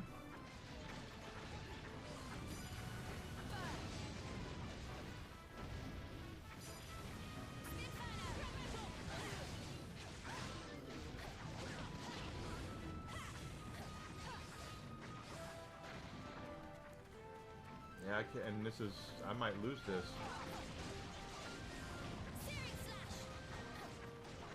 Yay, she's at the hotel safely. I'm so glad, Desi. Now remember, you take off your shoes and your socks and you make balls with your feet in the carpet. That's what you do to get over air traffic.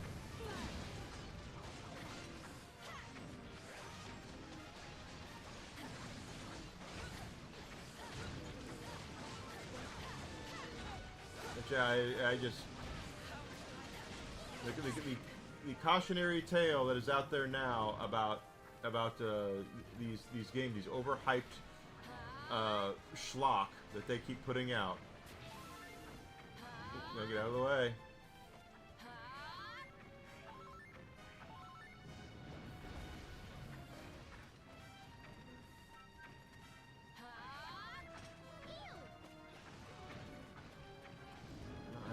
2 there.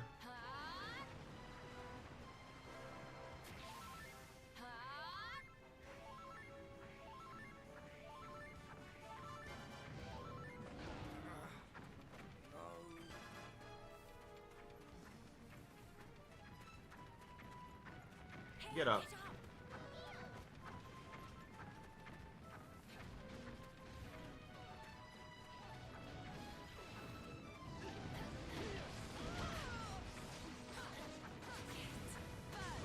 Oh, they took down General Hotness. We can't have that.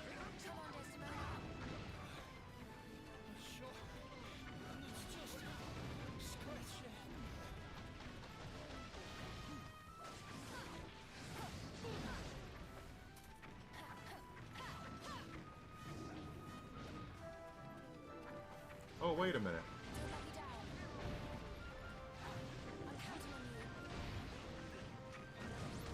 Forgot I had this.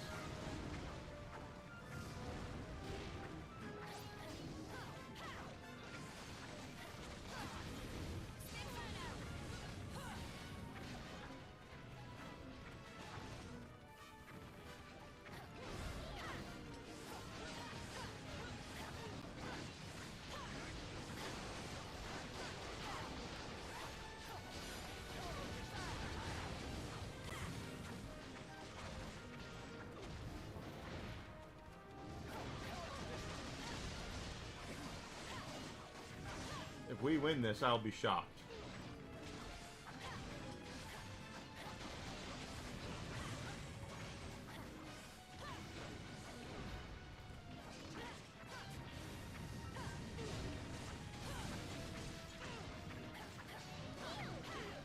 But I'm trying to get my power up there so I can...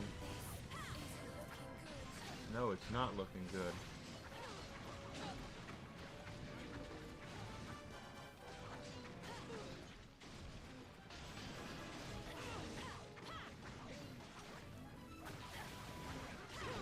Alright, now I'm invulnerable for a few seconds.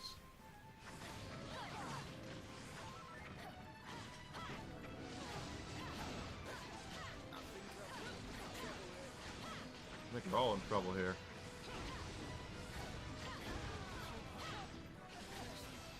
I hope you're ready for this.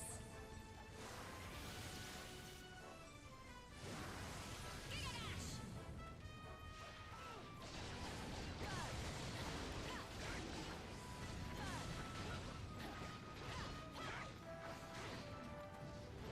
there. Can y'all go attack him?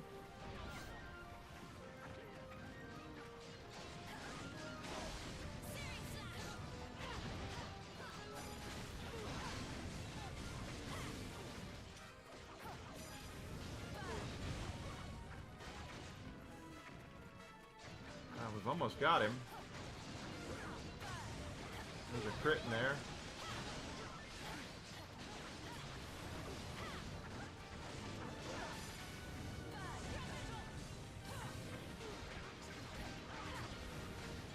Got him! Wow, I'm shocked.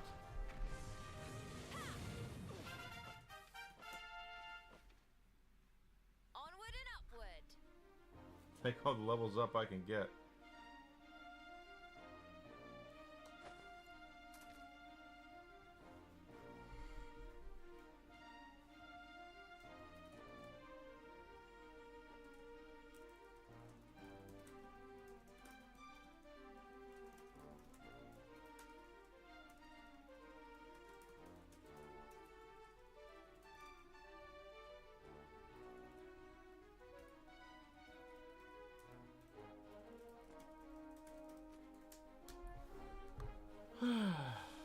I'm shocked we did that. And we leveled up. How do we do on gold? 3,300. So that's enough to get 2 pieces of armor of the 6 we're going to need.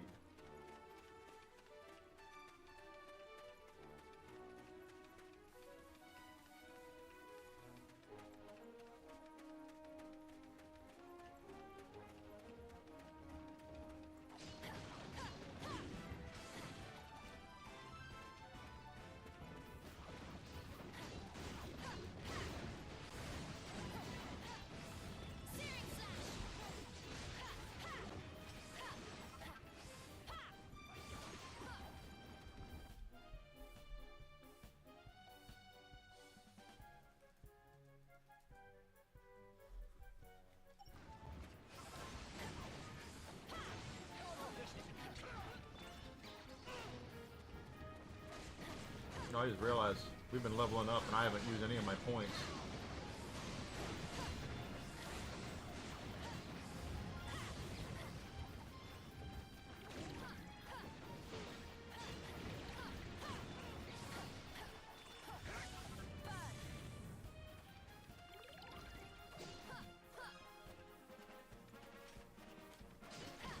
Searing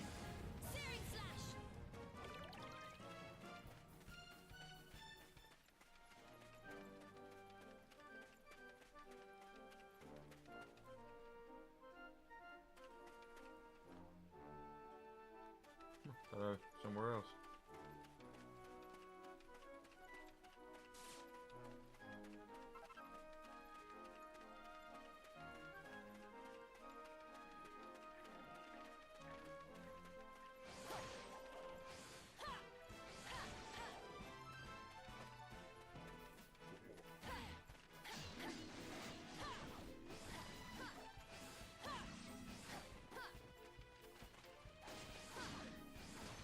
You know, when the N64, not the N64, when the PlayStation 3 came out, the developers, I think it was of Time Splitters, did a game called, I think it was called Hive. I thought I had it up there. And their big claim to fame was that it was a first-person shooter with an online component. And the online component, the big draw to it was 64 players. So you could play 64 players at one time. And that was a pretty big deal. But it wasn't very well done, and they didn't offer anything that people weren't already getting in Killzone or Halo or anything like that, so, or Call of Duty, so it didn't do that well. And that's what you have to look at now more than ever, especially when you have something that is free to play. The free to play model is it is a very player friendly model, but you need to look at, you know, things that are invested and what people are paying to keep those games afloat, because the free-to-play games have to make their money somewhere. You know, I played Star Wars Galaxy of Heroes for a long time on my iPad, and I loved it, and I quit because it was so, I kind of got to the point where I was just, I had all the characters I wanted, that, you know, Mara Jade was the character I wanted when they put her in, more than anything, and I was not enamored with Star Wars at that point, like I had been. Let's go buy ourselves some armor, and then we'll come back out. And they never, I mean, but they were making money hand over fist because of their model. The way that they had it was they were making, and probably still are because the game's still active, making a lot of money off of people going in and buying characters, going in and purchasing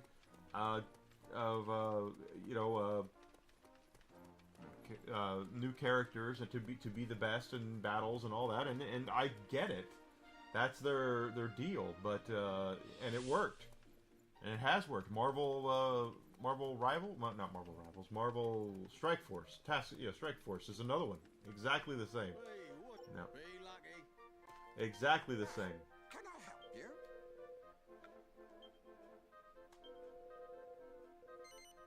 All right.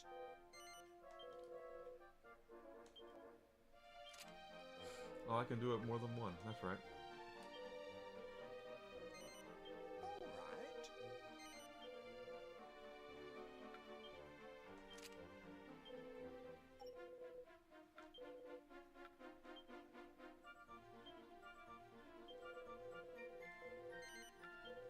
right.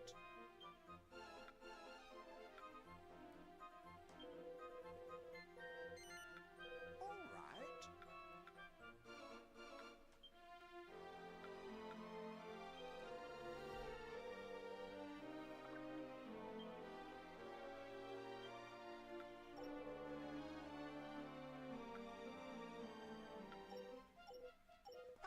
Are you off then? Yeah, I am. Gotta buy 4 more of those.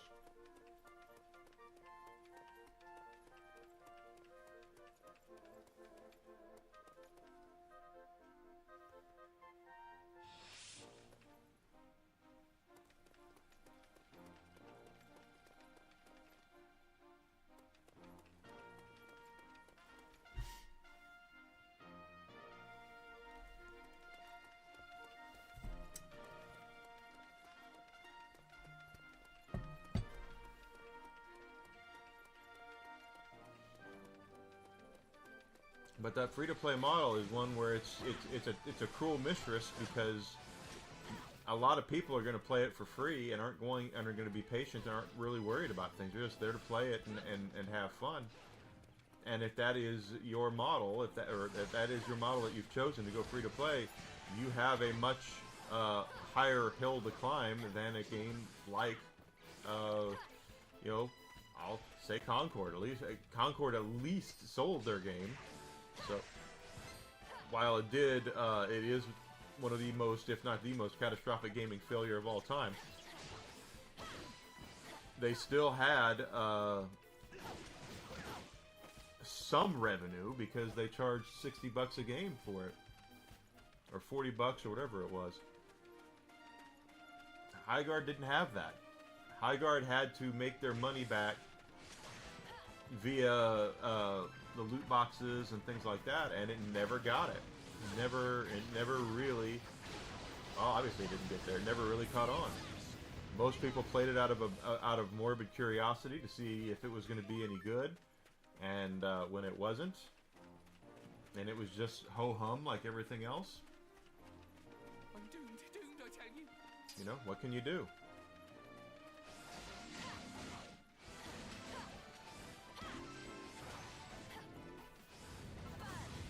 Oh, thank you so much. Oh, thank you so much.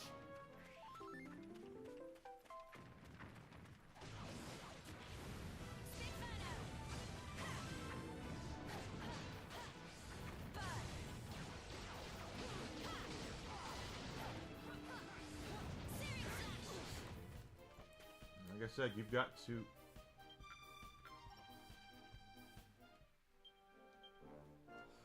$29 skill points.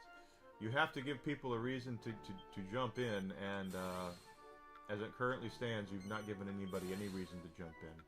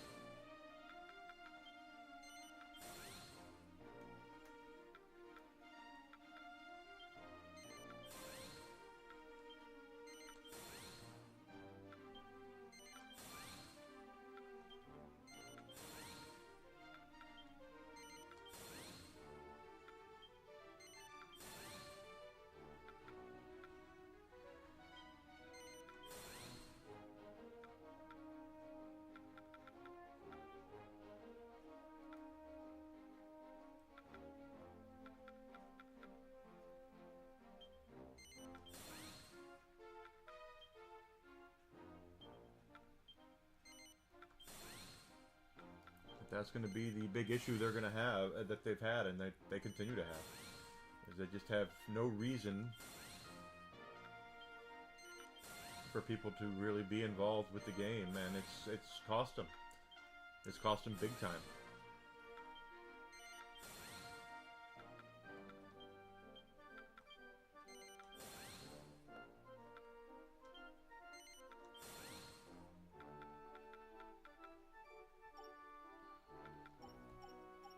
And I'm not saying that Highguard's going to be as big of a failure as Concord was. I have no idea, but it is very much the same.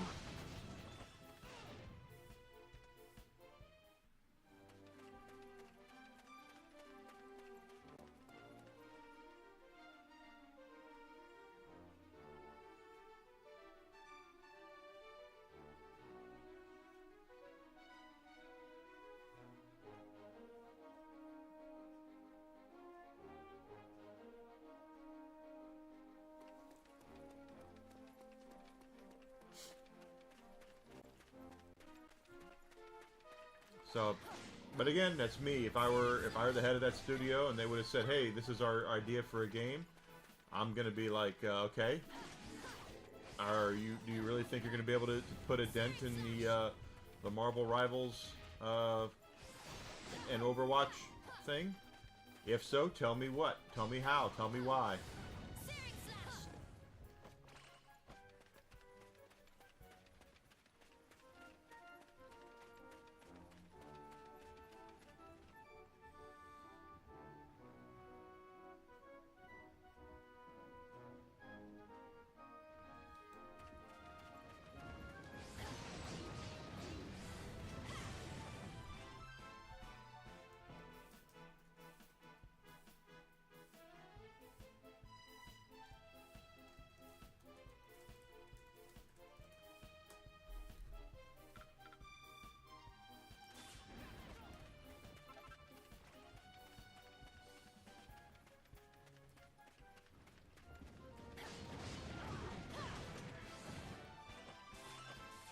And the funny thing is that I remember it was, you know, when I was working at GameStop, every company, every publisher felt like they had to have an online multiplayer component to their games. And even single-player games that were always single-driven, storyline-driven, like Assassin's Creed. With Brotherhood, they wanted to do this. They did an online component for that, and I remember asking, why? Oh, we think we'll be able to do this, that. No, why? Why do you think? I mean, what is your? Do you really think that it's going to be a big deal? And oh yeah, it is. It never was. It never was. Because they got it wrong. They got the whole idea of an online Assassin's Creed completely incorrect. But at the same time, they also never really. Oh, there's a chest up there.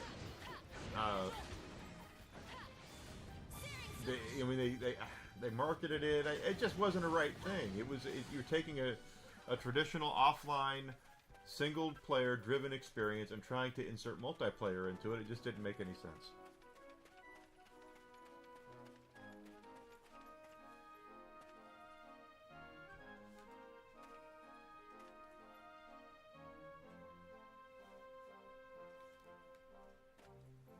Oh, it's locked. Okay.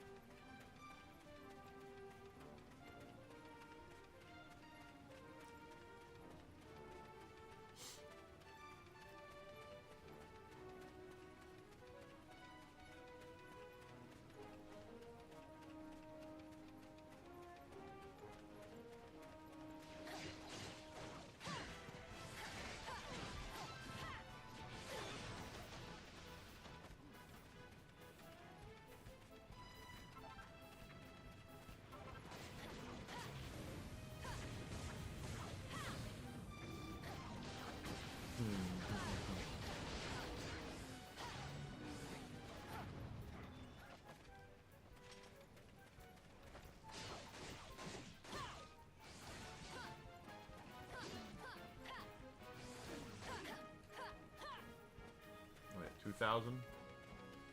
Yeah, 3,600 for another piece of 2 pieces of armor. There's 6 characters right now.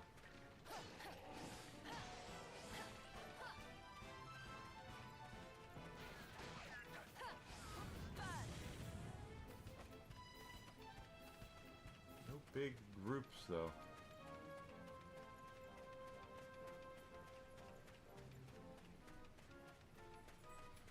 I'm saving my big boom here for.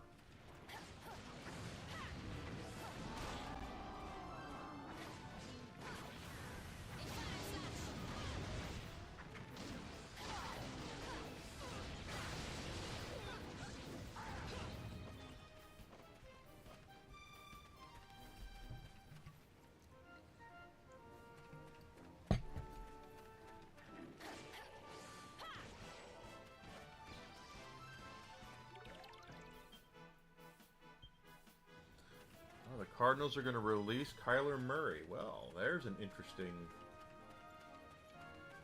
turn of events.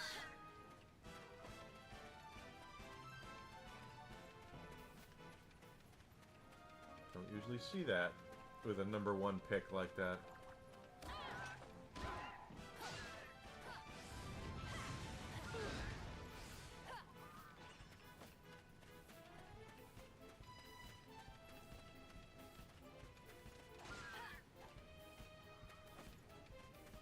There's a big group.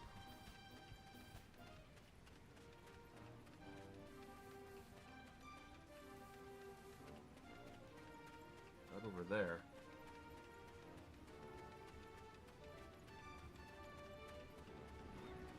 I can't wait a moment longer. I hope you're ready for this.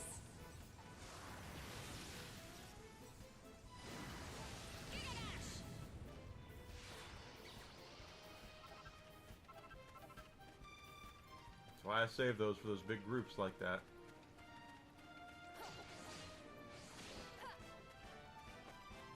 There's another big group. A couple big groups now.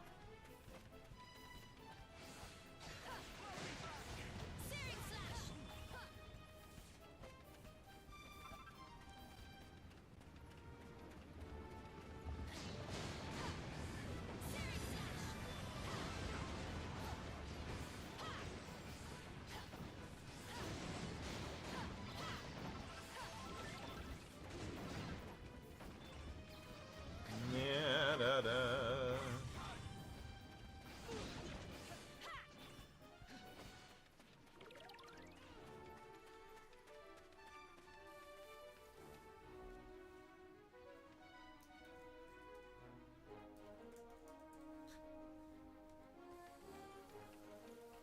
I think I saw. Yep, there's another group right over here. These big groups are where we actually make a lot of our money real quick. So I'm not really.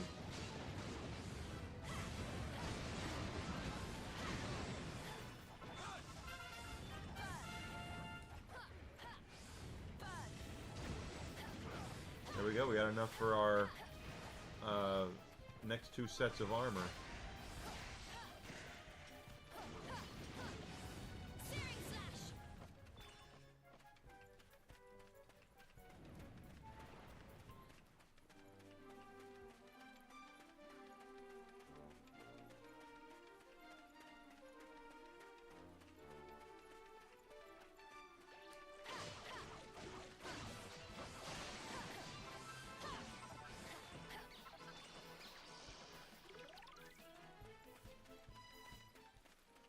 Head up and buy our next 2, and then there's only 2 more left to get.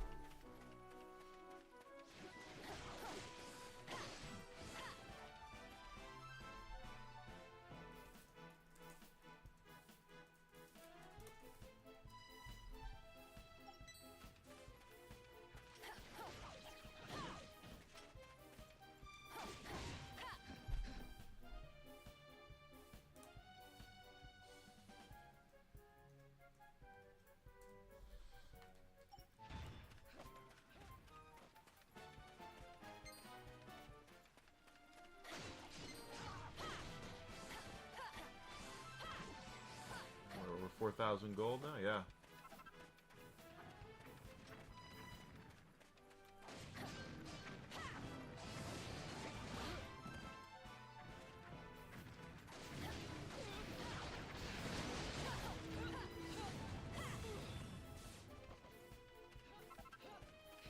A loin girder.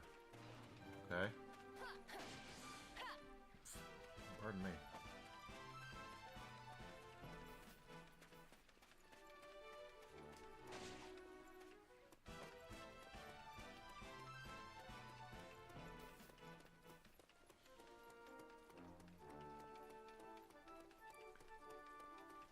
Da da da da da da da da da da da. Let's do it to it, baby.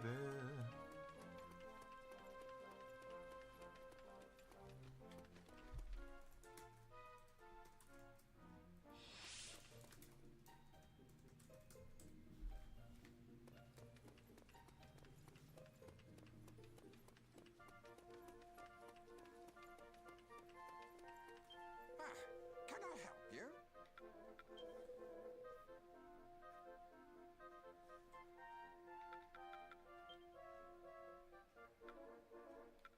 Oh, I can buy 3. No, I only have enough for 2. All right. All right.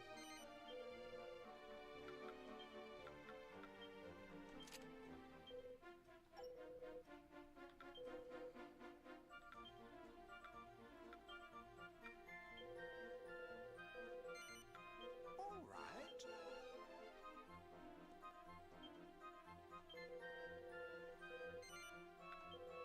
right. I Another love that. 3,600, and then we will have enough. We'll have that.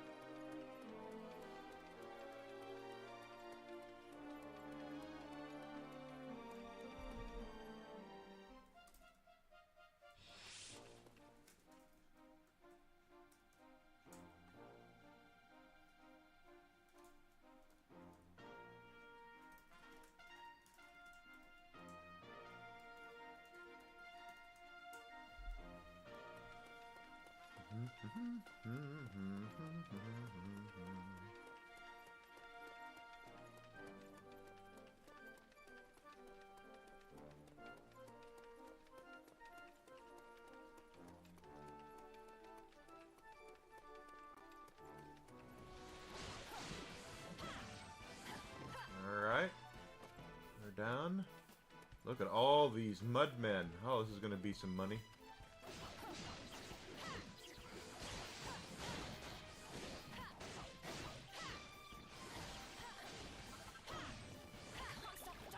I can't stop.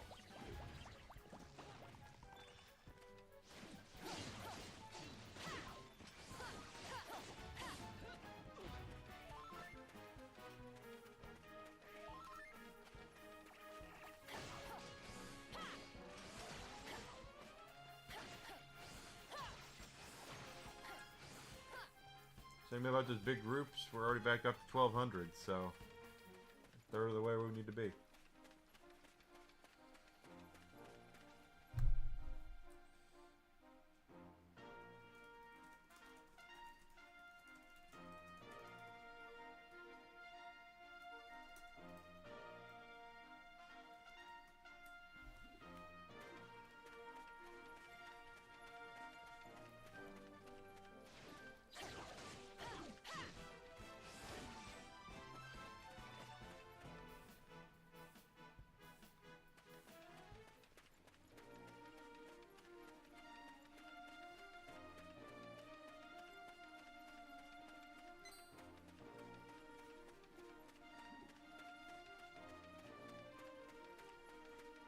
That one already. What is it? Oh, that's for Frizz, which I don't have yet. Or maybe I do if I swap out and get Maribel in there.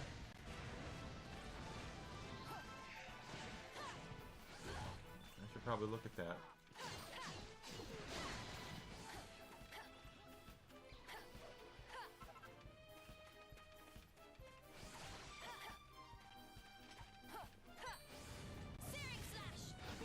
In fact, let's swap out.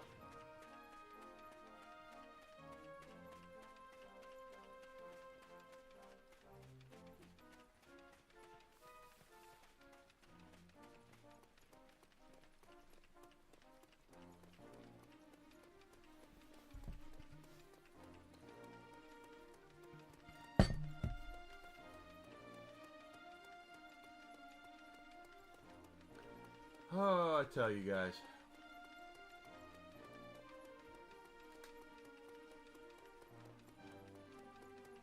Let's go to Patty's place and swap them out.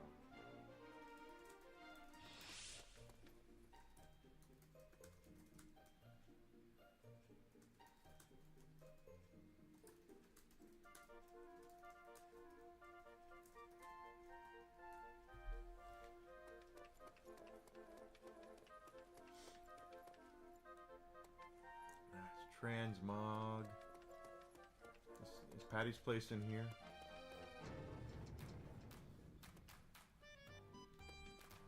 Okay, what does she got? Welcome to our humble inn. Ah.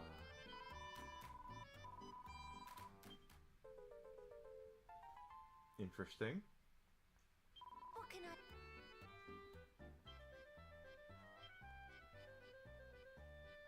do for you? Come back soon. Okay, that's interesting. Yep, there's Patty. Hi, Patty. Well, hello. Hello, Patty.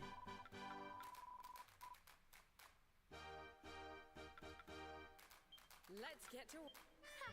Couldn't survive without me, eh? Don't be a stranger.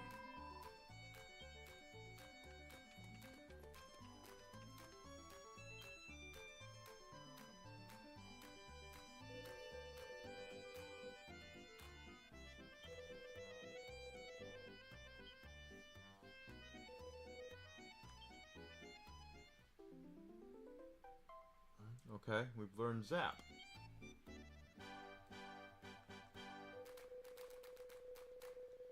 How goes your training? Indeed.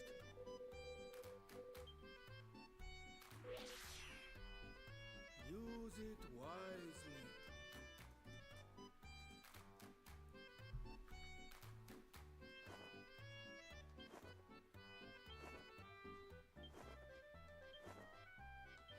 Okay, we're getting stuff. What? Yes.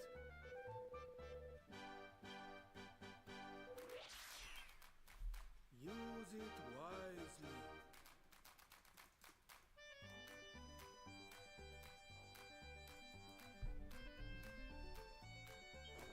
Focus.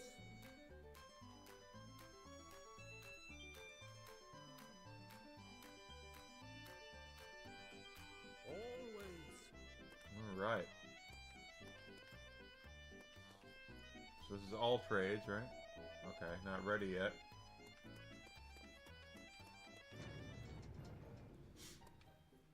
Now I'm curious.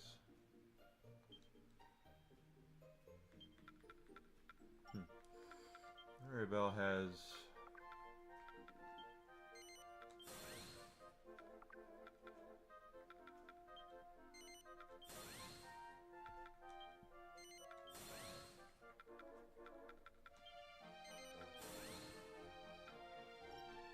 I should take an MP there. That's okay.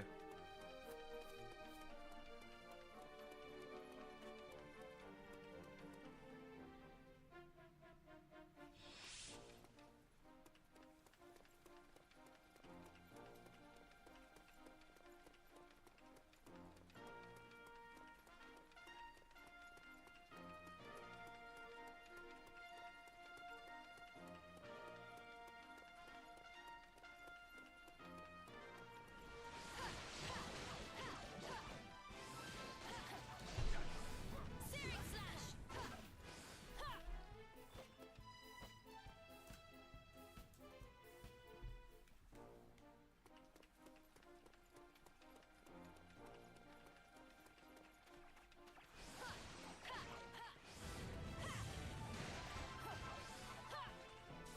We're gonna go over here because this is over here is where that branch is, and Maribel should be able to burn it.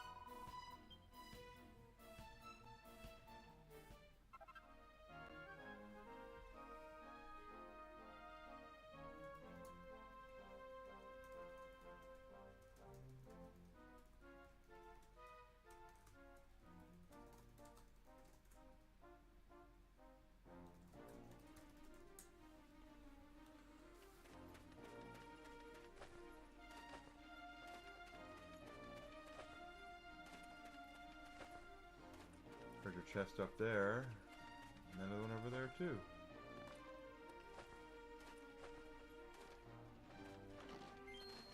Mini metal. That one looks like it's going to be an issue to get up to.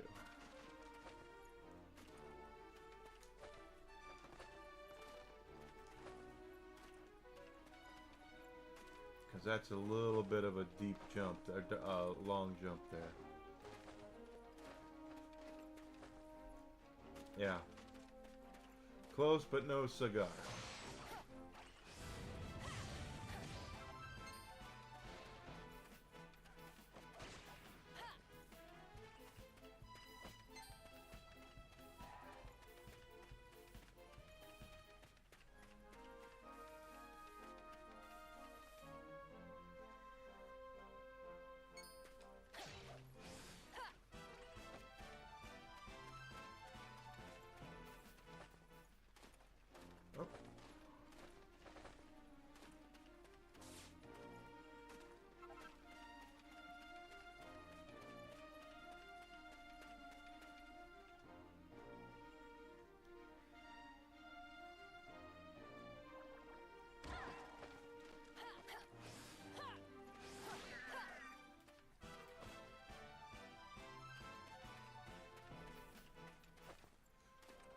That up there.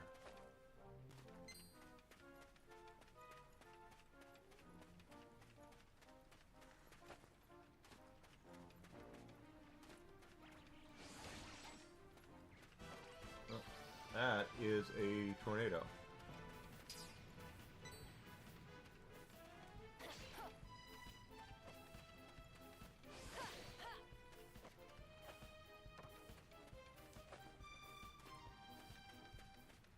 Can't get through there yet.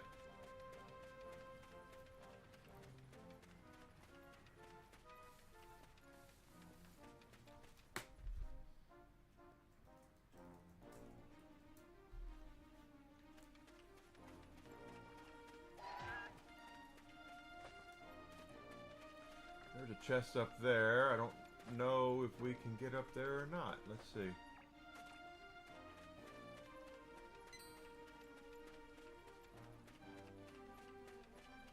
Well, maybe. Give it a try, shall we?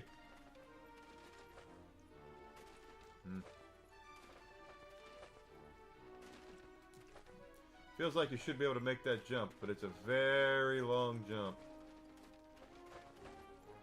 Hey, I did it. Okay, so maybe I can get that other chest then over there.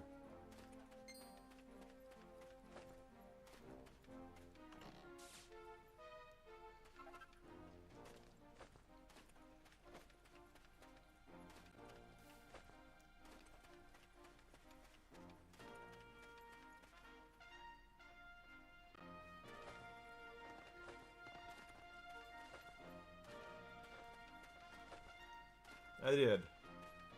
And it's locked. Because of course it is.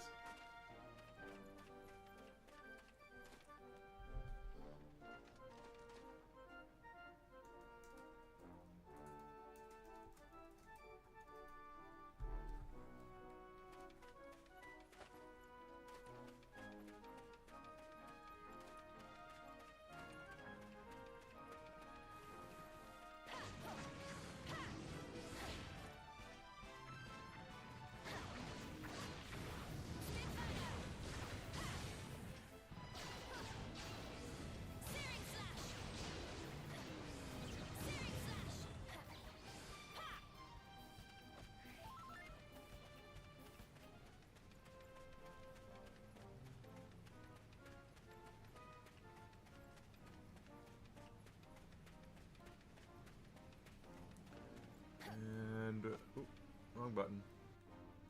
1900. So we're still 1700 away from another armor piece, last armor piece that we need.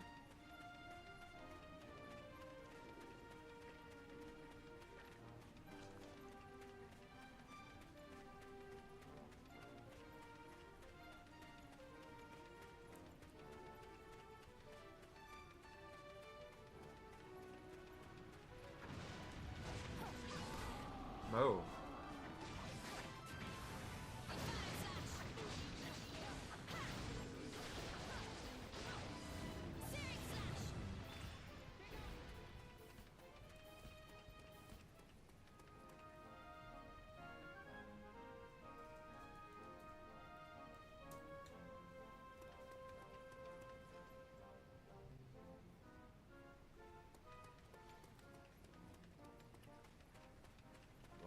ghosts over here.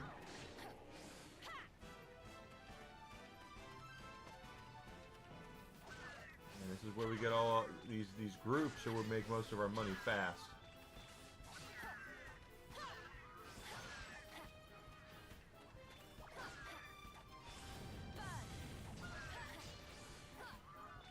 Like right over there.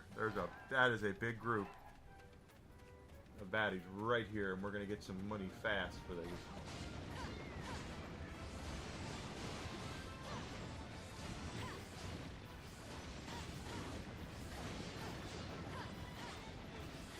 High Guard is leaving. That is something else. It's something else too, because it's just another one of those nails in the coffin of gaming journalism.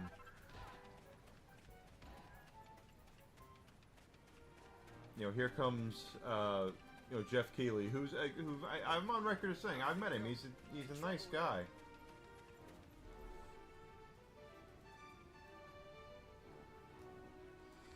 I like Jeff Keighley. I've met him. He's probably didn't remember me, but I remember him. And remember meeting him, and he was really nice when I met him. The problem is that a lot, and he is about as old school of a gaming journalist as you're gonna find. Where the hell are you? Let's go. What are you doing all the way over here?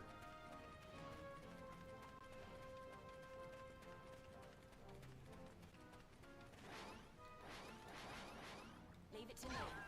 No. But that's the kind of stuff he's been doing for years, and he loves gaming, and I'm not at all poo-pooing his love of gaming whatsoever. But you can tell that there are times where he's being... He is working as a mouthpiece for somebody, and he has been accused of doing that for Sony for a long time. I think thank you so much.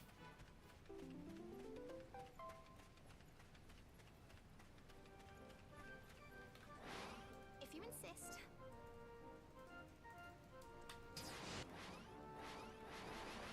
I'm all yours. Leave it to me.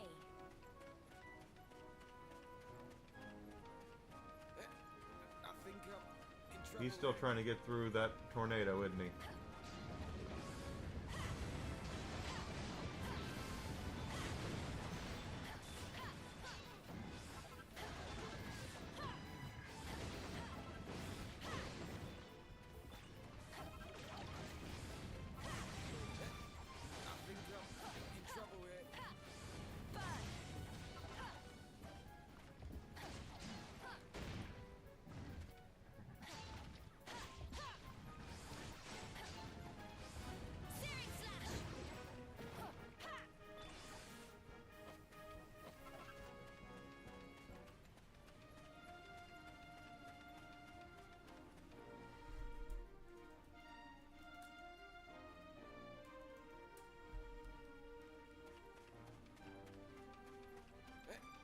I think I'm in trouble here.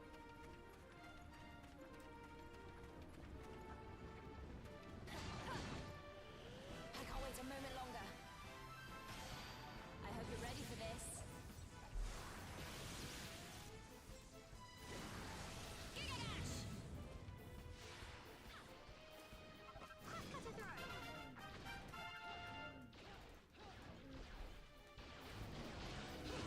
Now we have enough money for our... There's another stone golem down there. Let's go get these other two pieces of armor and get that over with.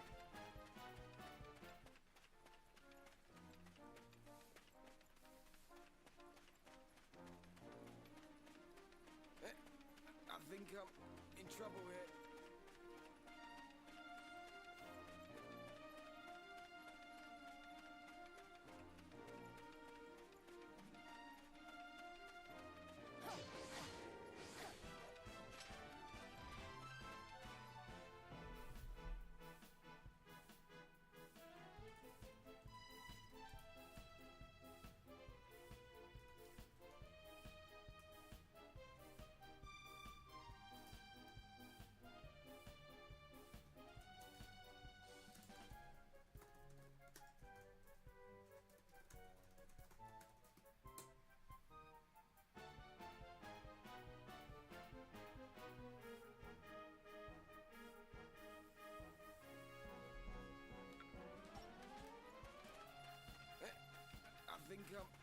trouble here.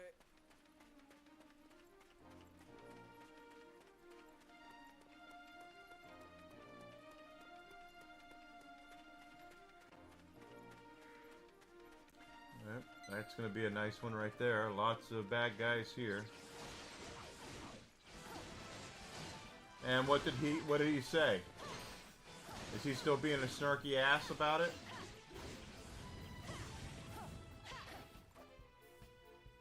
How's about partial accountability?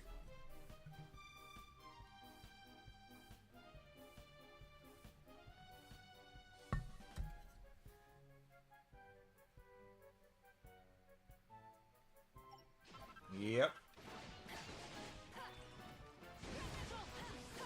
I'm not saying at all that there is no room for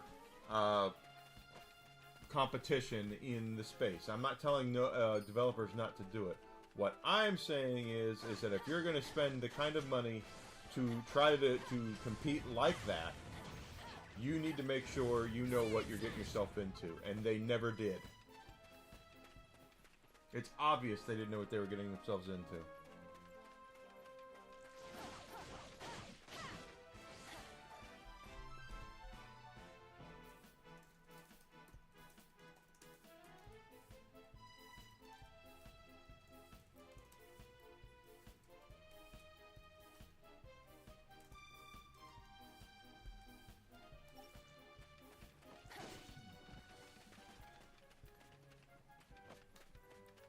He didn't say anything about it yet. He probably won't. That's one thing that that is something else that's missing from a lot of people today is accountability.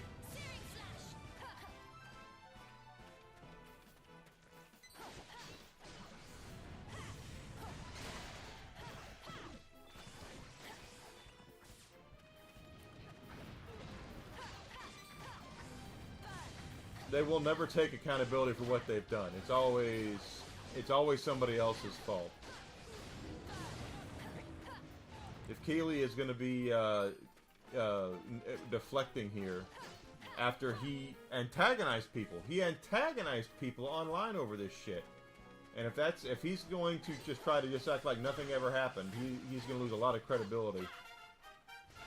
And I thought he was one of the few journalists that still had some shreds of a credibility in the journalistic space for gaming.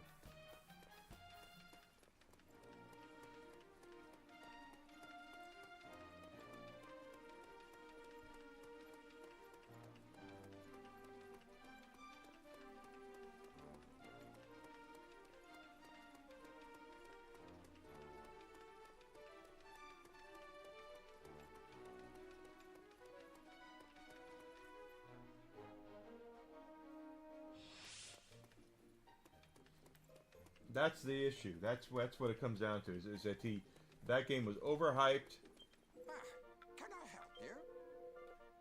and instead of them, All right.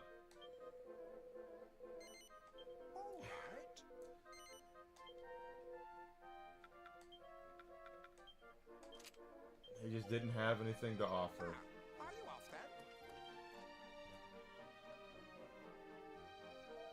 then? No, it's not all his fault. It's partially his fault. But if it comes down to, oh gosh, my hat, I completely forgot about my hat. If it comes down to him in, if Tencent made him do it, if Tencent came in and said, Jeff, this is what you're gonna do, because they're a sponsor of the Game Awards too, right? So if that's the case, then there's going to be, then there's some there, quite honestly. Oh, we finally have some side quests.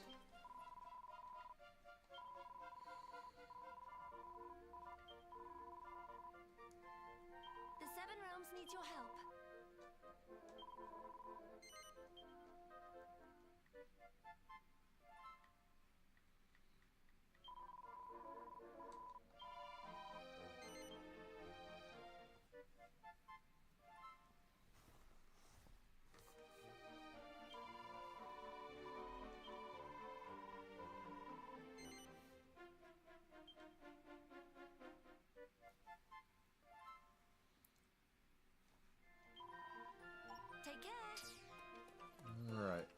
have to do this quest within 10 minutes. Platypus, so we'll do this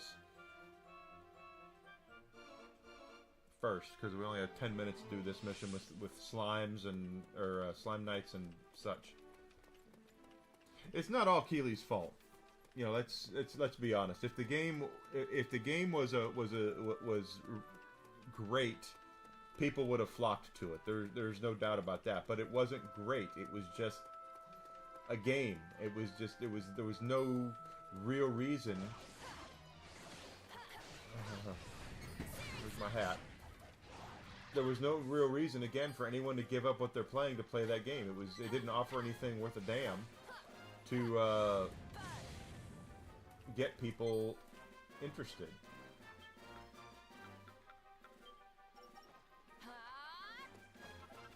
And I'm sorry, that's just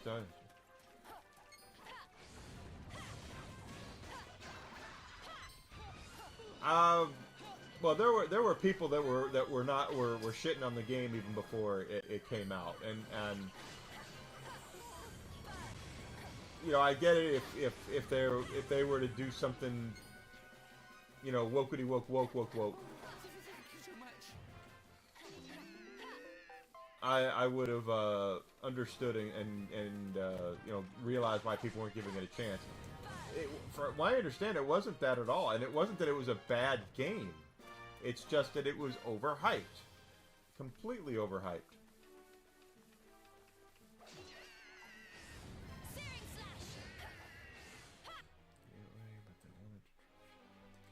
Apex. It worked for Apex.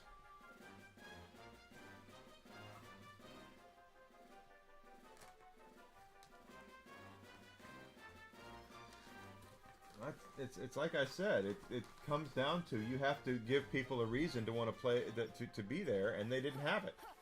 They didn't have it when you are already in a crowded space.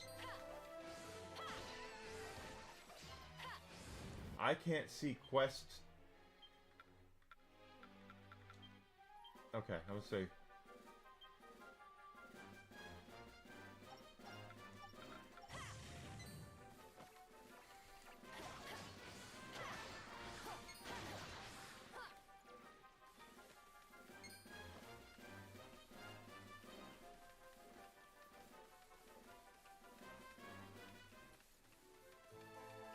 Yeah, they made Apex. They thought this was going to be the next Apex, and obviously it wasn't.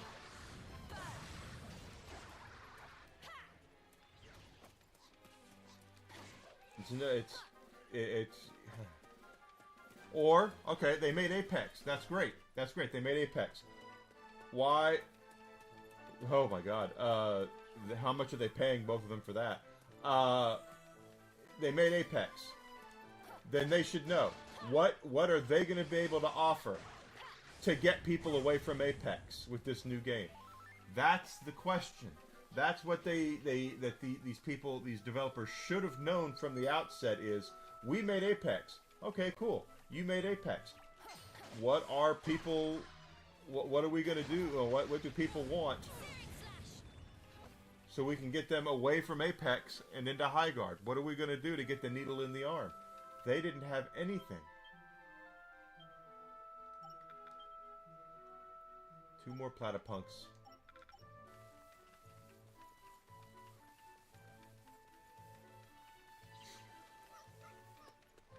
Well, that studio had some Apex people in it. It had some folks who did Concord. It did, you know, it had pedigree from people that had worked on various games. But yes, there were people who worked on Apex with it.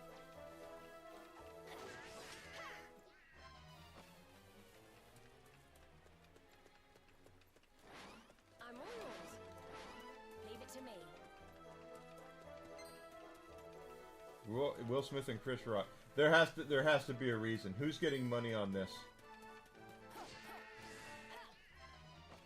Will Smith is probably paying Chris Rock to do this interview because Will Smith's career has been, where has he been for the last year or so? Since the slap, where has he been? He has been nowhere. So Will Smith is probably like, I need to get my career back on track, and the only way it's going to happen as if I formally apologized to Chris Rock on worldwide television. You watch. That's what it's going to be about.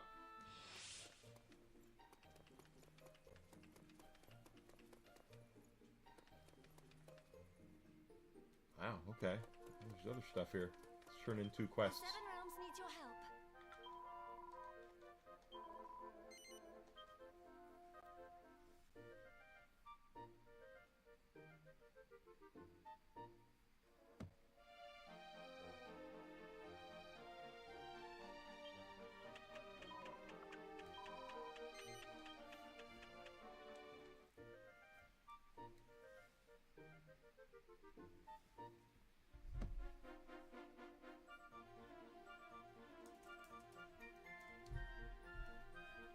Congratulations. Take care. What does he have to offer now? Hey, watcha. Oh, I don't have anyone that can use that yet. I guess that's coming. Or the bow, or the whips. Okay. No shields, I've noticed that. Be lucky.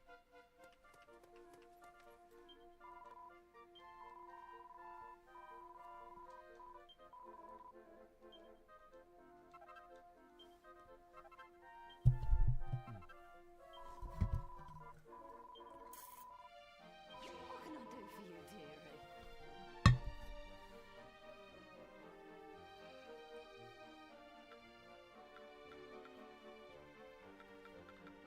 Do come again. Yes. So we gotta go kill 20 grenades out in the Grand Dunes.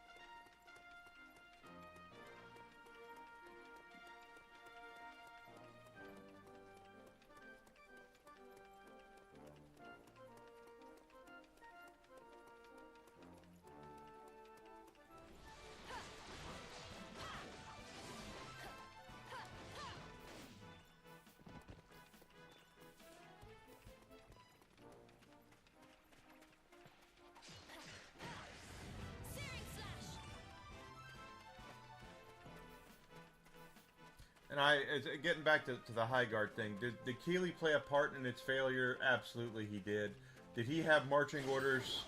I know he's the executive producer of the Game Awards, and he is the big boss, but he answers to people too, and he is part of the Access Media, so it's entirely possible that he had marching orders from his,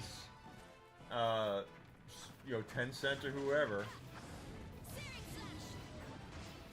that he needed to play ball here, and he put it in the B prime position.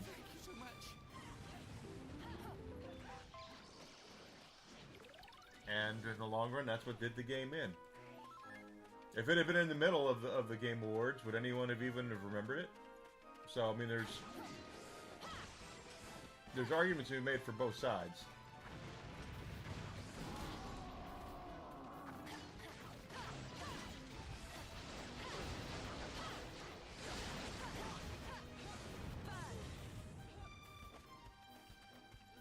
That's a lot of mummies.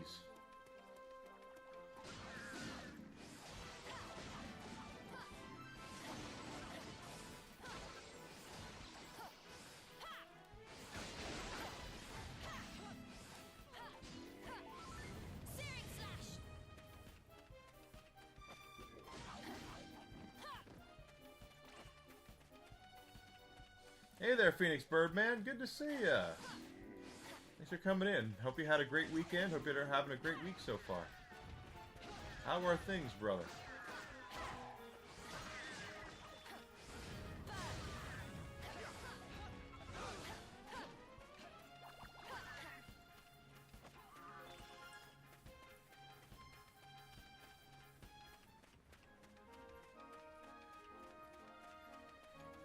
kill 20 of these things now.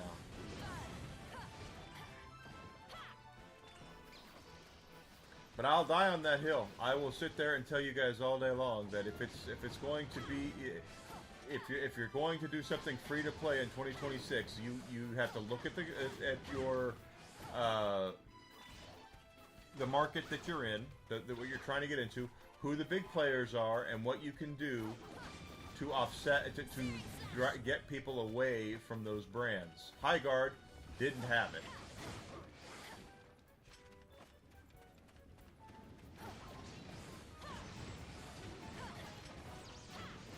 That's right. Gotta keep it up. I understand, brother.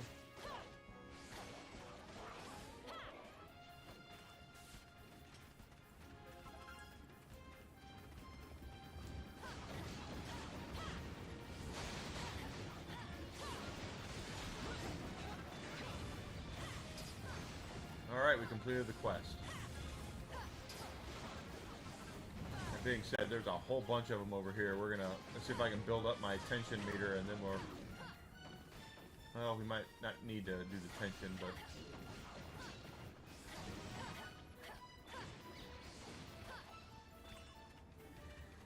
There's a lot here. Yeah, I'd like to respec some of my stats, that's for damn sure. If I had it to do over again, if I could respec, I would totally change a lot of the things that I did.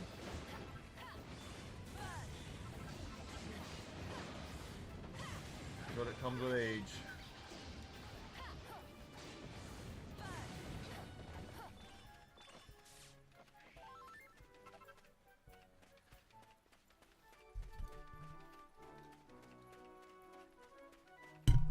Well, again, Phoenix, they didn't offer anything that... They went up against the hero shooters, your Marvel Rivals and games like that. They did not clearly define or show why a Marvel Rivals player should forego all of the money and all the time they've invested in playing Marvel Rivals into getting into Highguard. They never did it. And if they thought that Jeff Keighley was going to just swoop in on a white unicorn and save the game, it's just, yeah. It's not that Keighley doesn't get attention. It's just that you really need to look at the market. You need to look at what's out there. You need to look at what people are playing in that market space, and again, you have to be able to clearly define or show what it is you're offering that audience that they're not getting with their current games. And that is, in a nutshell, that's exactly why it failed. It might have been a fantastic game if people got into it, but they didn't show it. They just put it. Instead of putting it on last at the Game Awards, what they should have done is going, "Hey guys, here's Highguard. Go to highguard.com. We got some cool shit to show you over there. Put up YouTube videos, get social media out there, partner with streamers to play the game, show off the game early. Hey, here's what it does. If you get really annoyed at other games that do it like this, they fixed this. They've done this. This is how it's going to be. This is this. You know, they need to show. They have to get up there and show what it is that's going to get people interested in that game, and they haven't been able to do it. They didn't do it, and that's why it's going down. That's why it's shutting down in next week. 9 days. The Seven Realms needs your help.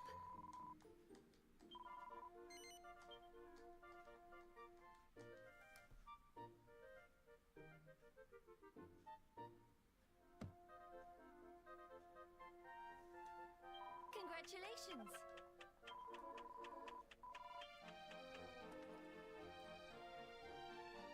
New RPG announcement from Bandai Namco. Oh, it's going to be a Tales game, though, right? Toxic positivity will kill you every time. That's true, Phoenix. Once again, you get these companies who do not understand, who do not get it through their thick-ass heads, that anyone who's a naysayer of their game isn't trying to be a naysayer because they're trying to be an asshole. They're being a naysayer because they want it to be better. That's what Concord would have been. Patience, weapons to try. Okay. Okay. Yeah, they're shutting it down on the 12th. May you find your true calling. Welcome to our humble inn.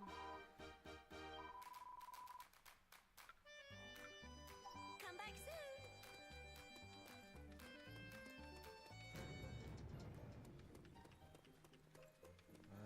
This one.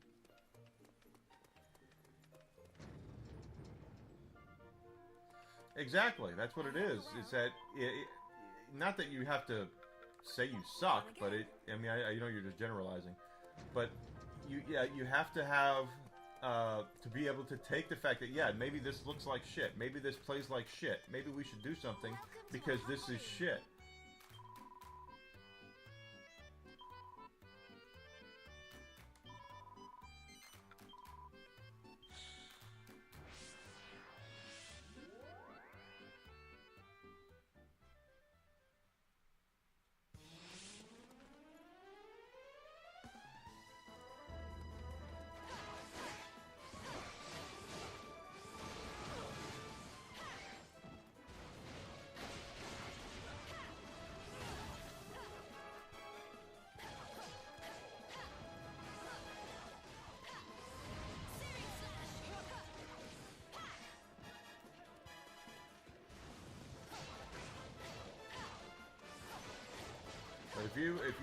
If you're getting into a crowded space like the hero shooter, I don't care what your pedigree is. I think they looked at the pedigree as what was going to sell the game. I don't care what your pedigree is. You know what I want to know?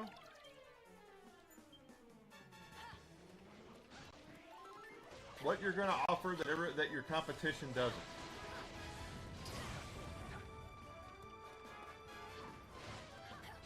And notice through the entire thing, in this whole Highguard thing, no one said a damn word about, hey, this is what we're doing that Marvel Rivals is not doing.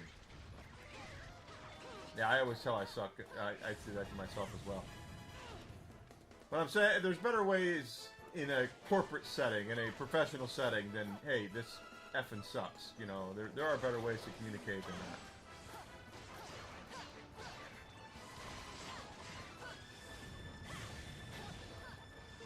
And how much did they spend on it? I don't have that. I have a Sega Saturn, but I don't have that.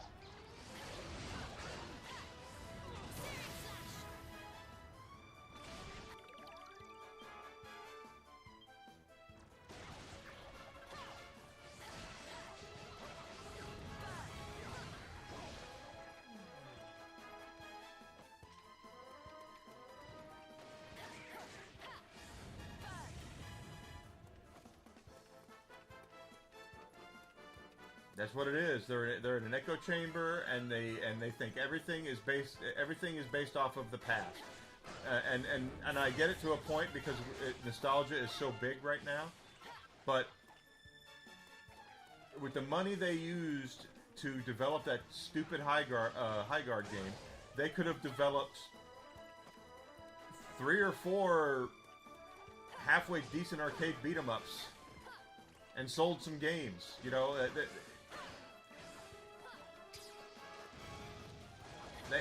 They have not done. They never did anything to tell people why they needed to have that game, why they needed to play it.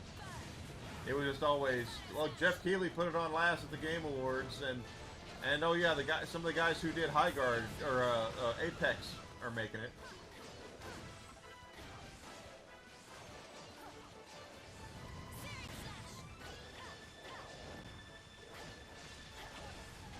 It was, yeah, no, well, nothing Saturn is cheap.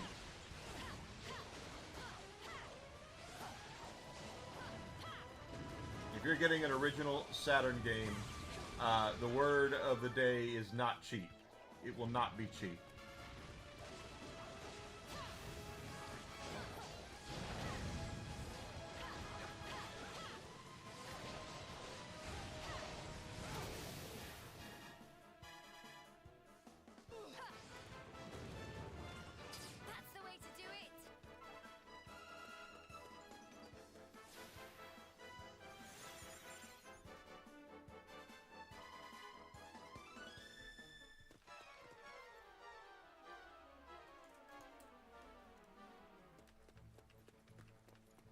Oh, we got king slimes all over the place.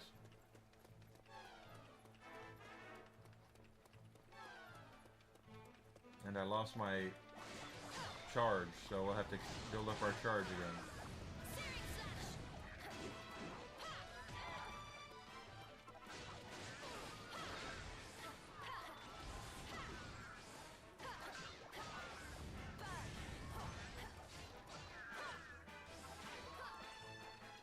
Yes, it was. Alien Trilogy is the game, I believe, that set the control standard to what most first-person shooters use to this very day.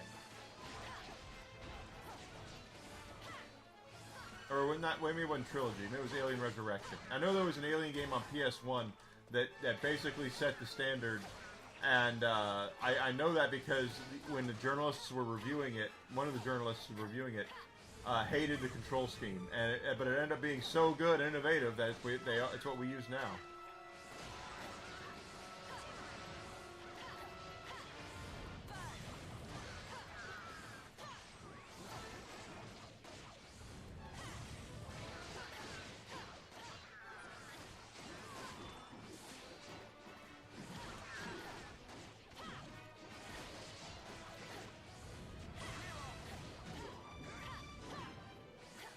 Got that king slime down.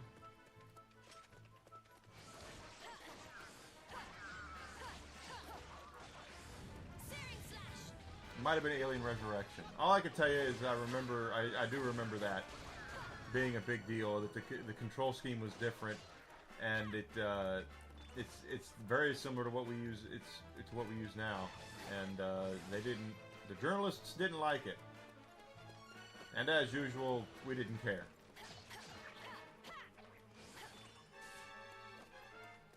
But it was back when there was more integrity in the gaming industry, gaming journalism. The journalists actually were journalists.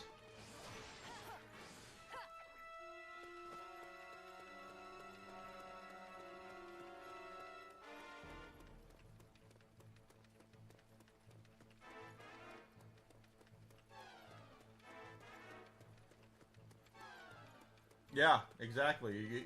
We're so used to the shooting scheme now for these shooting games that anything that veers off that path, we're like, what the hell?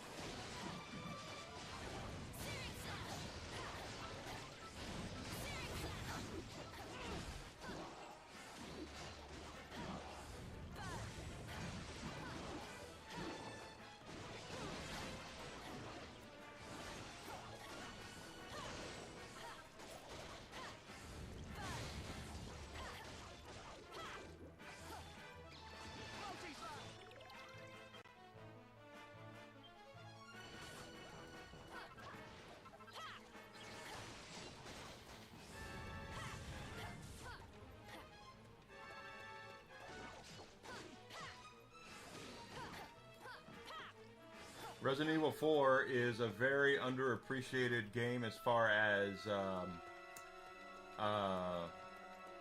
innovation goes. For those who don't know, Gears of War it only exists in its current form because of Resident Evil 4. When during the development of the original Gears, Cliffy B could not shut the hell up about how much he loved Resident Evil 4 and how it was he used it as a inspiration for the control scheme for Gears.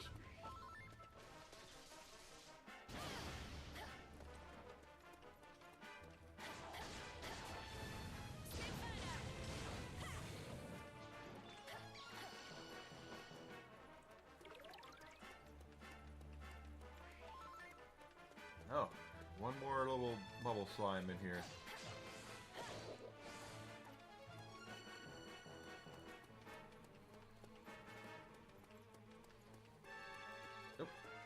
Get in there. I have enough for a boom, so. I can't wait a moment longer. I hope you're ready for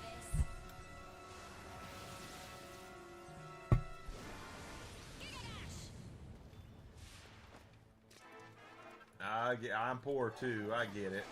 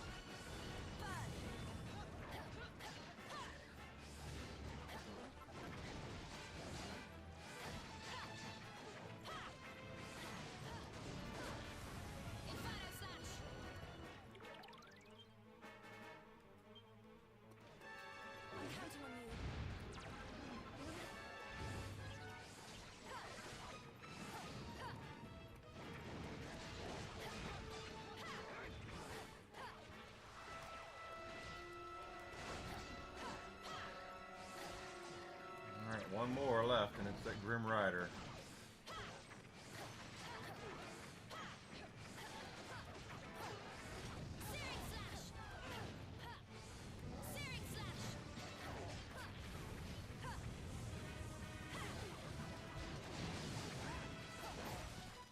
Oh, he's on a donkey. Mean-looking horse. Resident Evil 4 is one of those games that I know a lot of people really love. That's the way to do it. I've always had a hard time getting into it.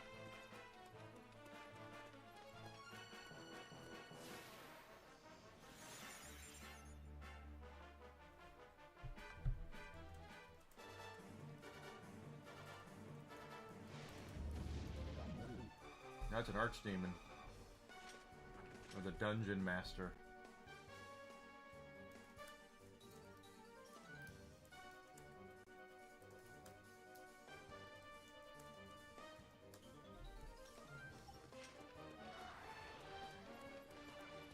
Got his toadies here. He's got the kaboom. Yeah, he's gonna cast boom.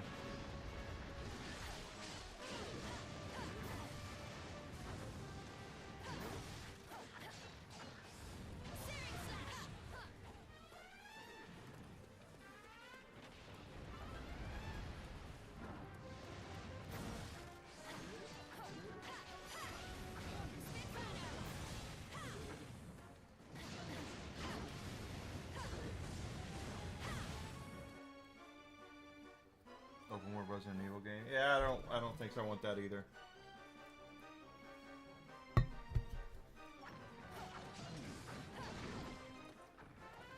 Don't change the format of what made the thing popular.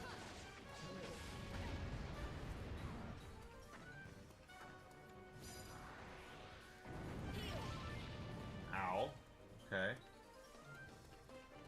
Can y'all go up there and whip his ass, or are we just gonna sit here and play with ourselves?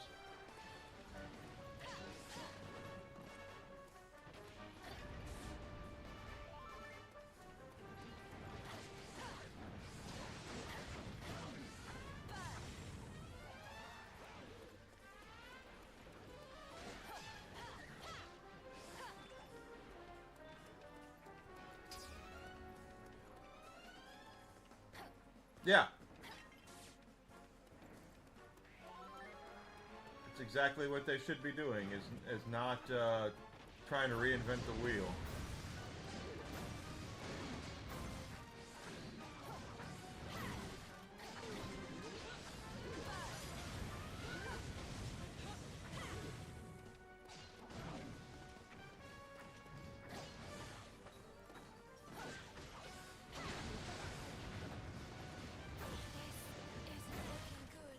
No, it's not.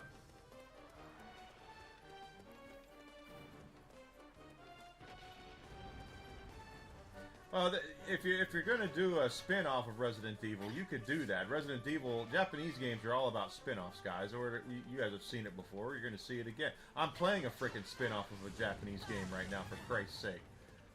That being said, no one's is gonna tell you that this is just as good, if not better, than the original games. I don't believe that whatsoever. But you're gonna have to have a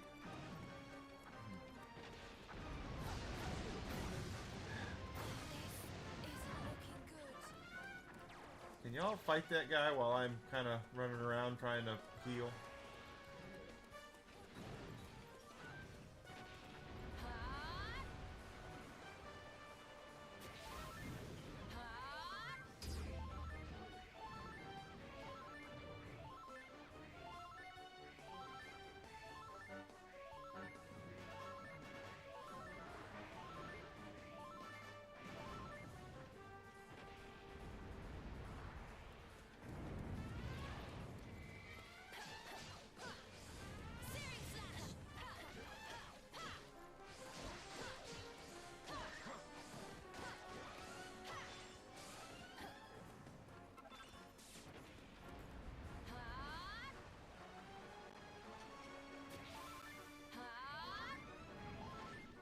really.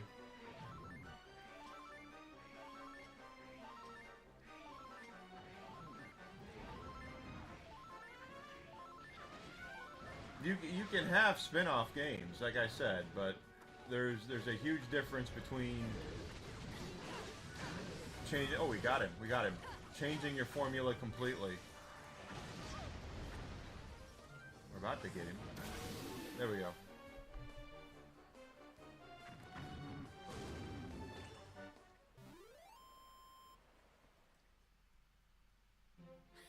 If my teachers could see me now.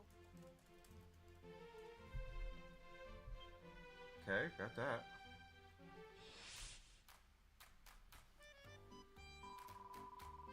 Come back soon. Did you have a nice time?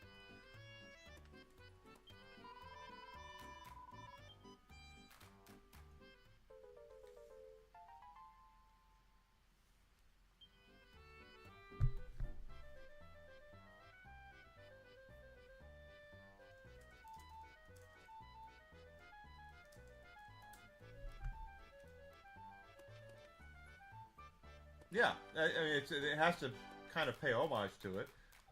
You know, Halo was smart enough when they did their spin-off. They did Halo Wars, which is kind of ingenious because Halo Wars is Welcome, child. the original Halo was supposed to be an RTS game, but it didn't turn into a shooting game until after Microsoft bought it. So making it a RTS made complete sense.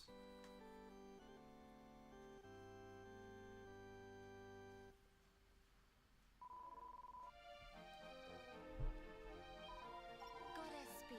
All right, give me 1 second, guys. It is 4 o'clock. It's time for someone to get his medication. So give me 1 minute to go make sure he is medicated. I'll be right back. You want a treat? Let's get a treat for the whisk. It's a treat time for the whiskey.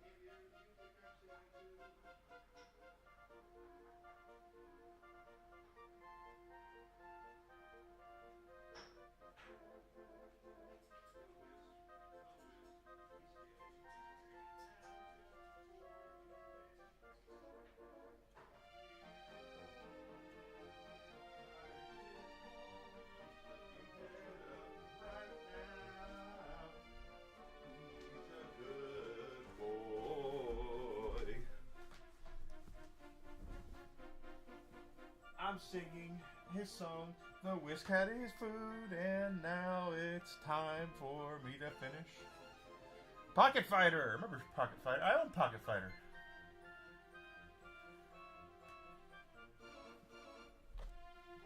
I love Pocket Fighter, quite honestly. Love Pocket Fighter.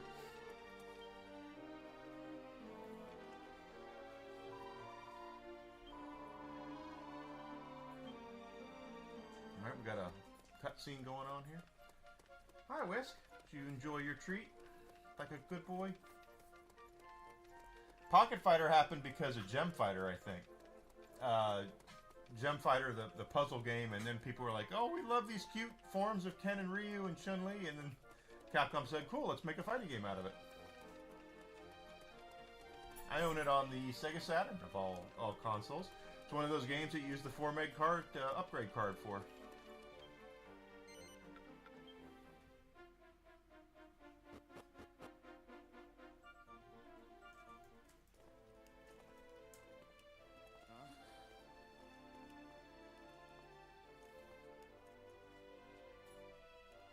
So here he is, the noble king.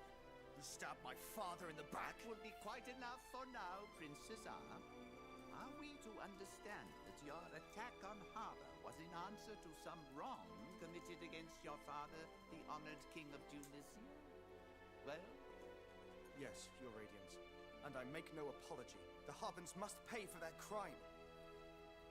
This man, their king, this faithless worm, murdered my father in cold blood. You say that You believe I would? I see that you mean to prolong this shameless charade. But I know the truth of your betrayal. 10 days ago, on the night of his death, I saw you, slithering from his chambers like the snake you are. So you see, when we found this beside his body, it came as no surprise. Oh, it's a feather. Tell me, do you deny it now? Do you deny that this is a feather from your magnificent crown?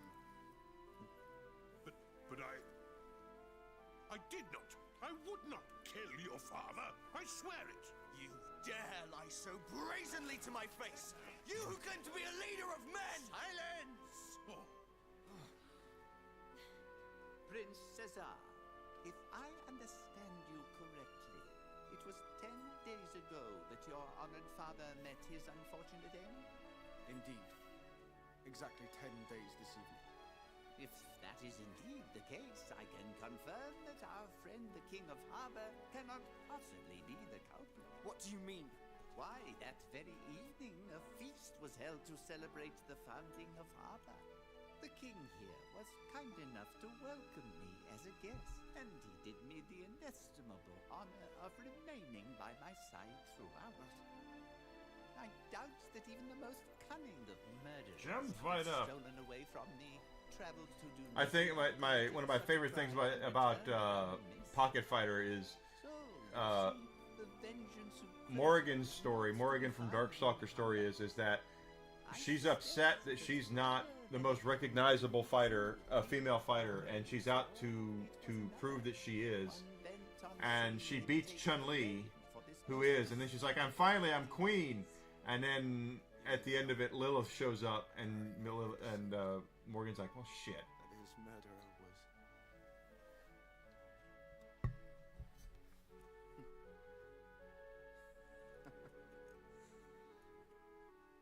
Well, that makes me quite a fool. No. I don't like that. That doesn't sound like a Bioshock game I'd like to play. Into all-out war, no less. I take full responsibility for my actions. Your Radiance. My life is forfeit. Hold on a minute! Caesar! How exactly is you getting your stupid head cut off going to solve anything? He's right. And besides, how can you bear to not find out? Don't you want to know who's really behind all this? Hey, come with us. We'll find the real murderer together. Your Radiance. Our young friends are correct. The prince must not be punished. What will it benefit us? It cannot bring back that which has been lost. Better that he live, that he seek out and apprehend his father's killer, that he help eliminate the source of that which led him down the path of war. But sire... Prince Caesar, let us seek out your father's killer together. I beat all 3 Bioshock games. There are those who clearly care about you deeply. 1 is an all-time classic. For them, if not for yourself. 2 is okay. Infinite was overhyped. It's still fine, but it's overhyped. My lord.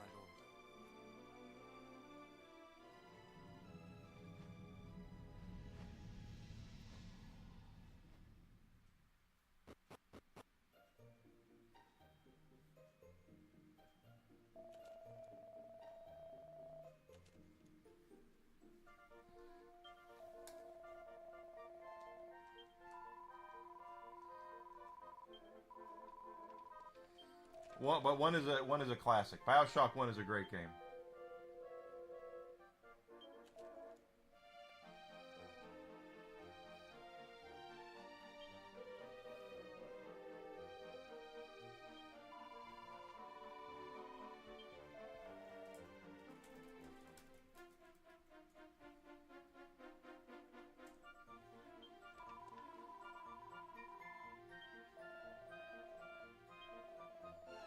I like Infinite just fine, but it was way overhyped. That's the problem with that game. Is it was so there was so many people looking forward to it, and God, it was everywhere.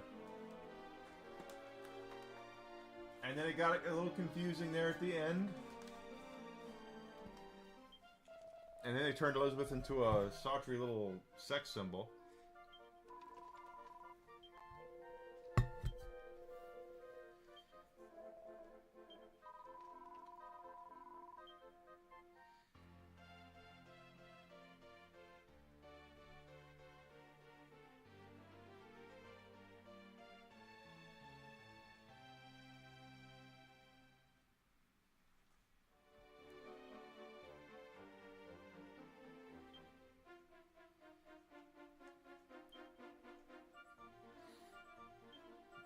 Yeah, there's Vice City had a lot of missions that were like, you've got to be freaking kidding me.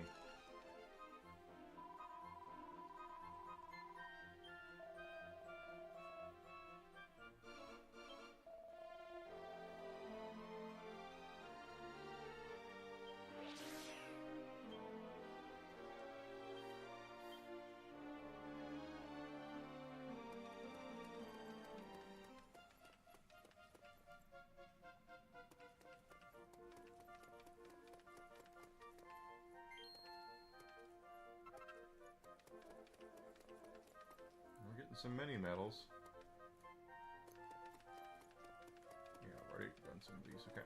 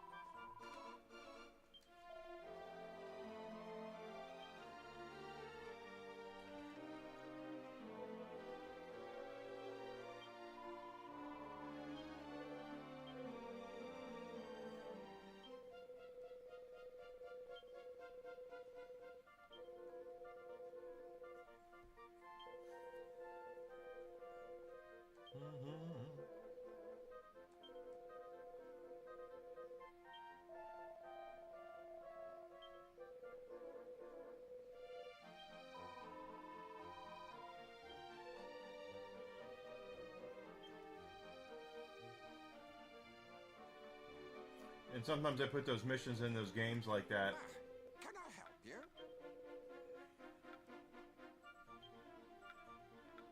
And it's like, what the hell? Who play tested that and thought it would be fun, you know? Are you off then?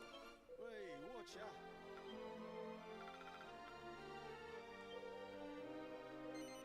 Cheers. Be lucky. Be lucky.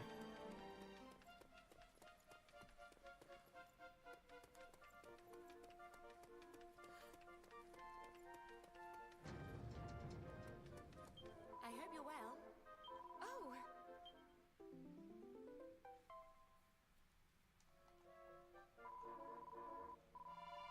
Oh!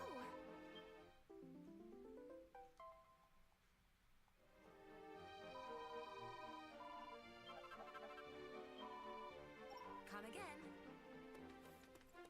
Nothing here yet.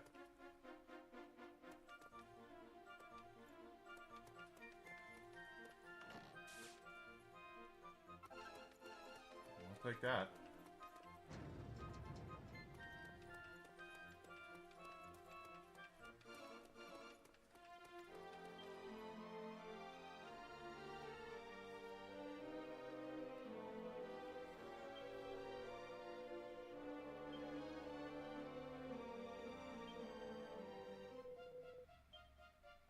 Okay.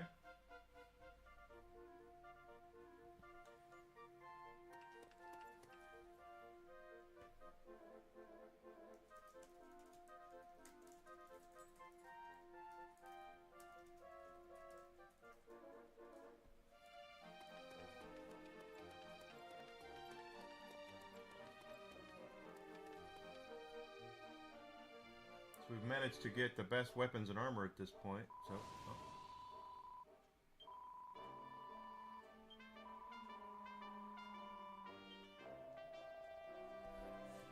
Okay.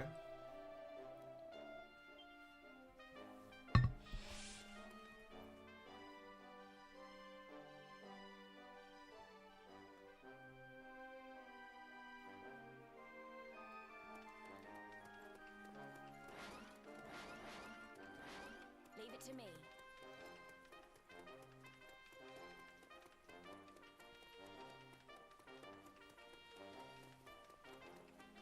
A lot of trumpet. A lot of trumpet.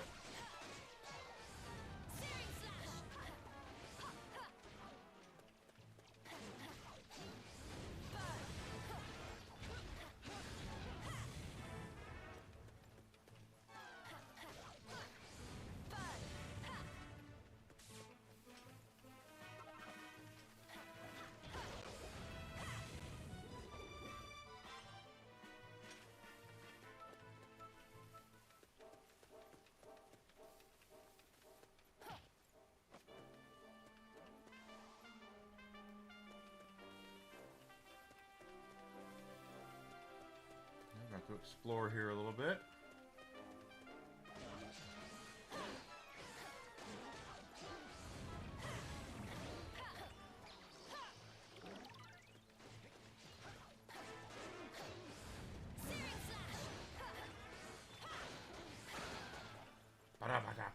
We're gonna level up again here pretty soon with our girl.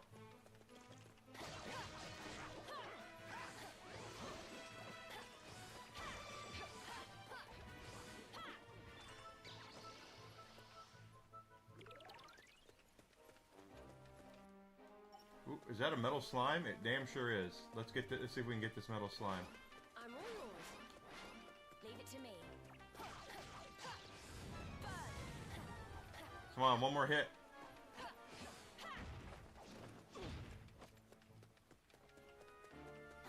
It ran away. It was one hit away and it ran away. Damn it.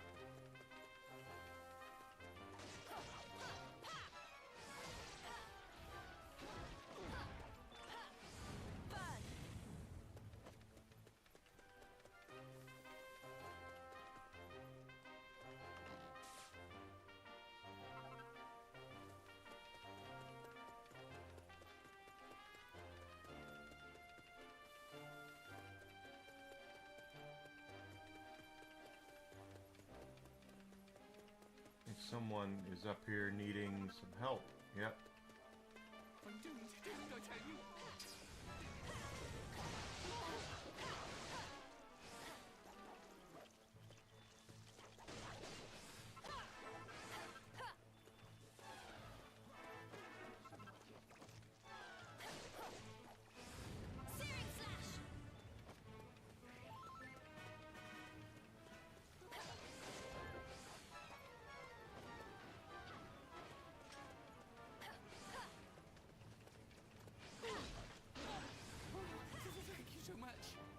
No problem. Thank you so much.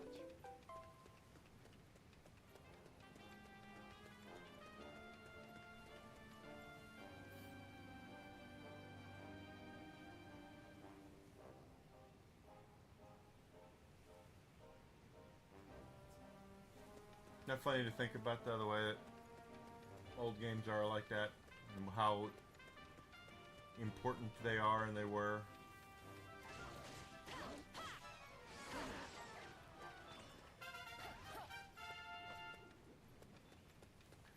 But there's still people out there who forget gaming is a business.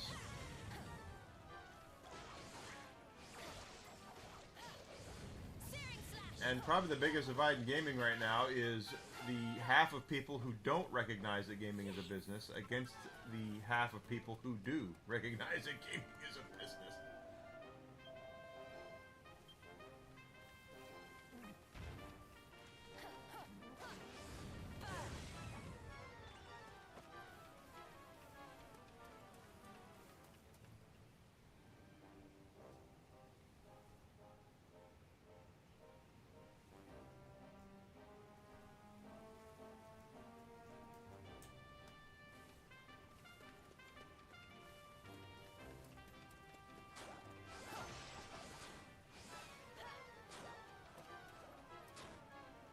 Locked.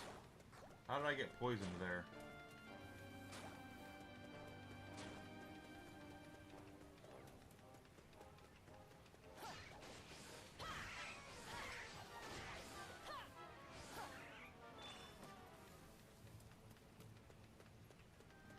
Yeah, Bioshock's all-time classic.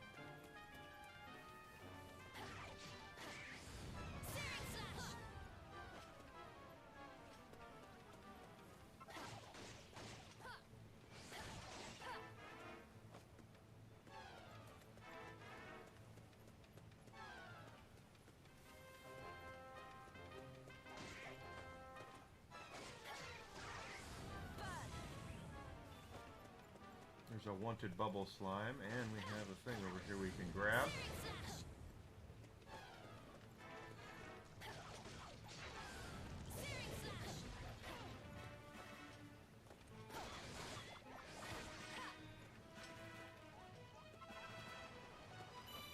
Go.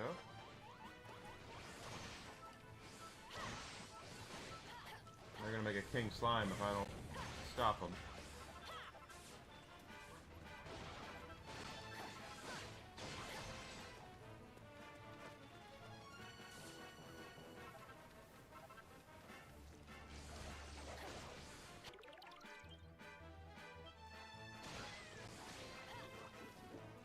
I'm counting on you.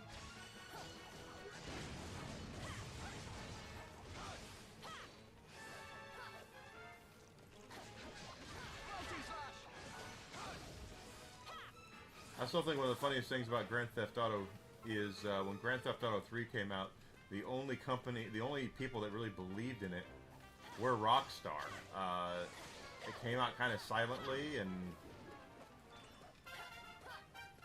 then when positive word of mouth got around at what kind of game it was and all the fun that could be had, we could keep it in stock.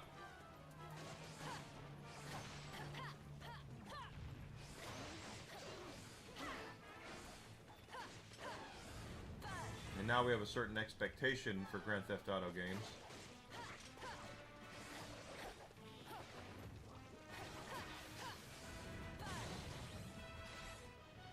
I can't wait a moment longer. I hope you're ready for this. Giga Dash!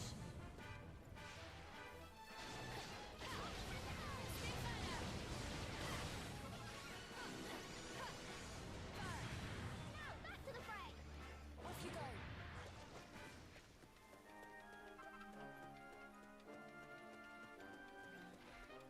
Don't let me down.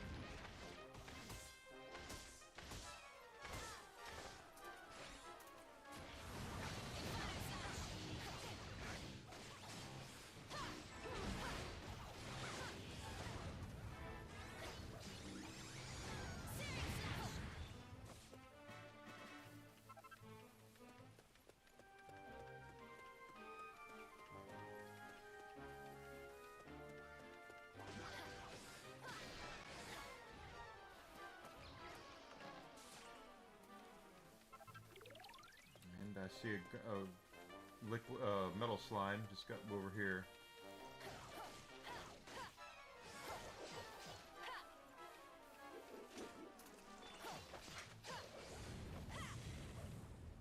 And there it is. Let's see if we can get it.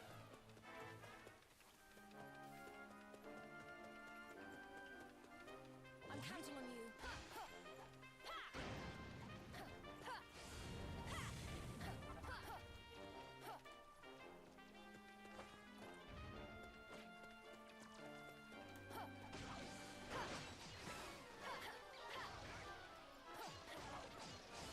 Searing slash!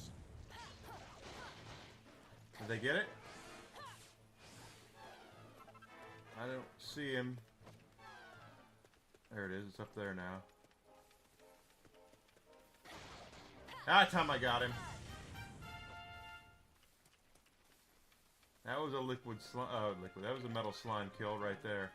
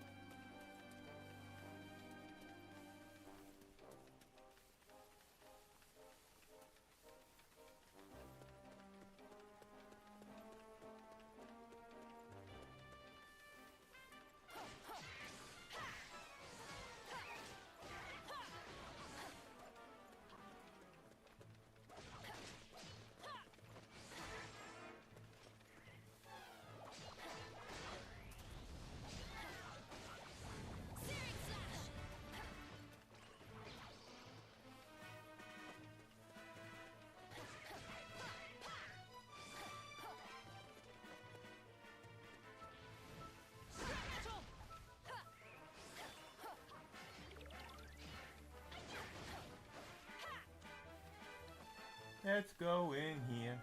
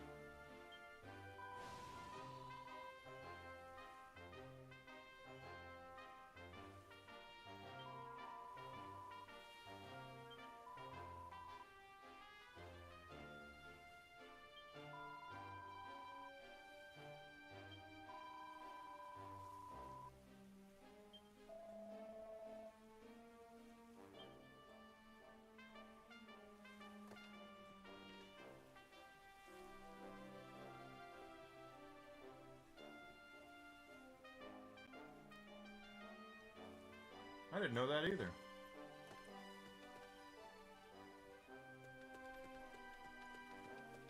That's always interesting when you find stuff out like that you didn't know.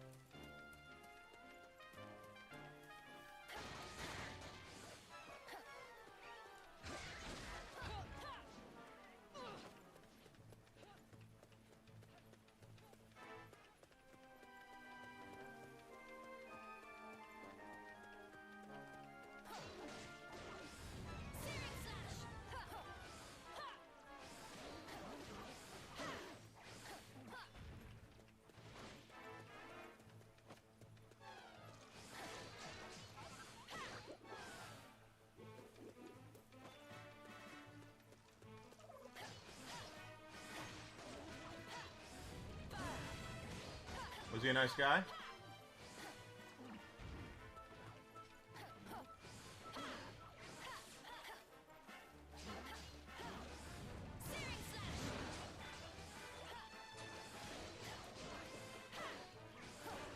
Most of the celebrities I've met are pretty nice, but there are ones that really stick out as being like super cool. The one I always go back to is when I met Gina Carano. Gina was about as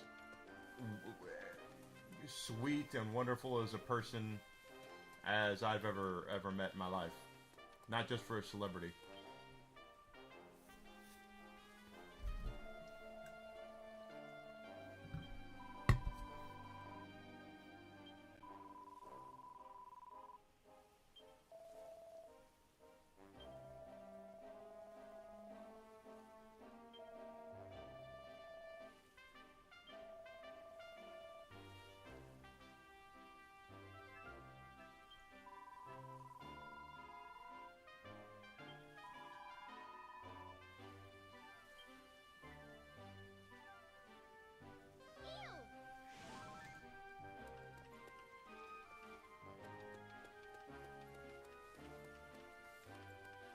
That's cool.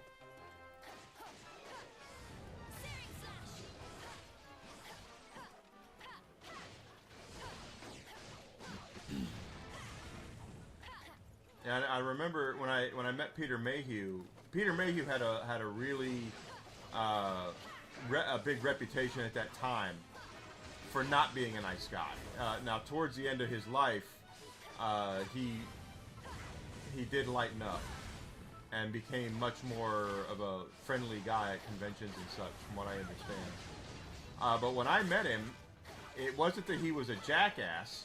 It's just what I could tell when I was there, saw him. He was in pain. He was, you know, when you're as tall as he was, you know, he was in pain. Yeah, I got his autograph at a GameStop convention of all things. But you could tell he didn't want to be there, and it wasn't because he didn't want to interact or anything like that. It's just that physically he was in a lot of pain, and you could just see it on his face that even sitting there signing autographs, that he was not in a good mind space because of the pain he was in. And I think towards the end, he finally kind of understood that, hey, I'm on the back nine of my life. I need to be more appreciative of what my fans have allowed me to enjoy. And yeah, I might be in pain, but that's not their fault. You know what I mean? I don't know that to be a fact. I just know that when I met him, he wanted to be anywhere but where he was, and it was because, you know, you're 7 foot frickin' 3, and in your, you know, 60s and 70s at that point, your joints hurt because you have all of our joints are the same. I don't care how big you are. If you're a 350-pound offensive lineman in the NFL, your knees and your joints are the exact same knees and joints that my fat ass has. So, yeah, he was hurting. He was in pain. And I completely understand that.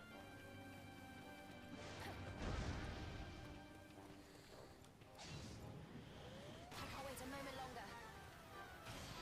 I hope you're ready for this. Gigadash!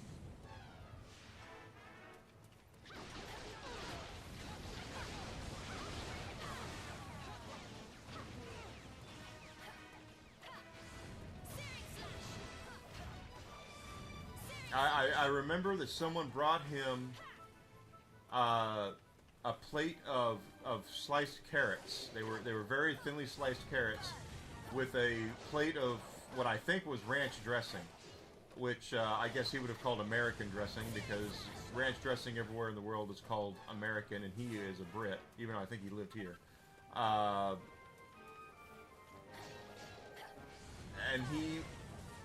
he was eating that. You know, he was dipping them in there and eating it, and again, you could just see he was miserable. He didn't, and I don't think it was because of the people. It was because he just was hurting. He was in pain. He did not want to be there. I am not going to fight that boss troll yet. Well, I don't think we're high enough in level. That stone golem we were lucky to take down.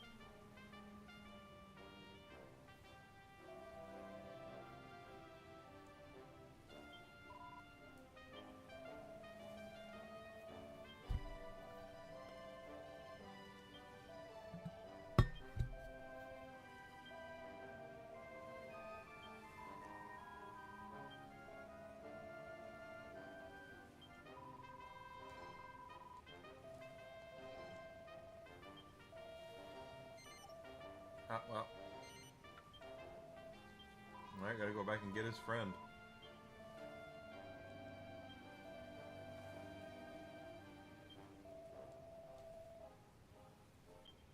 But yeah, when you're as tall as he was, again, his joints, his knees, his elbows, his fingers, his toes, they were all the same as ours, and he just was in a lot of pain, guys, and I could tell by looking at him that he was in pain. And I know I've heard people.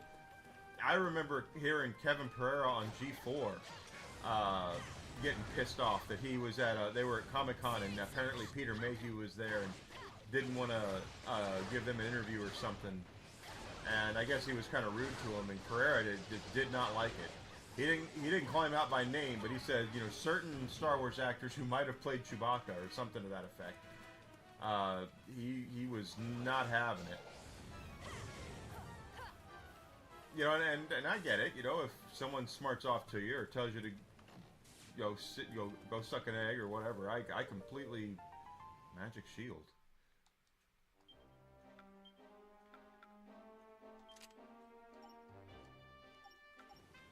I completely get that, but you also have to keep in mind who they are and what they've been through, and that's the thing about a lot of athletes and a lot of people that are large like that. I'm not talking fat, I mean large.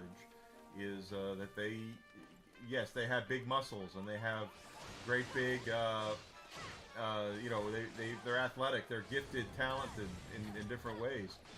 But their knees and their elbows and such and their neck is just the same as yours.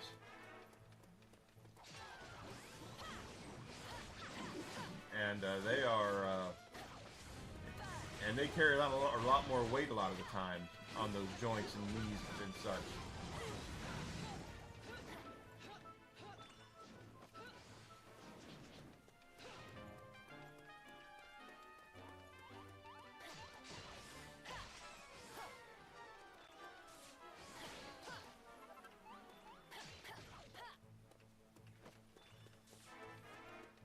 So just keep that in mind for anyone who's out there, you know, meeting a professional wrestler or maybe their favorite baseball or football player, and if they don't act like they're in a really good mood, it's probably because they're in pain. So just keep that in mind. A wanted walking corpse.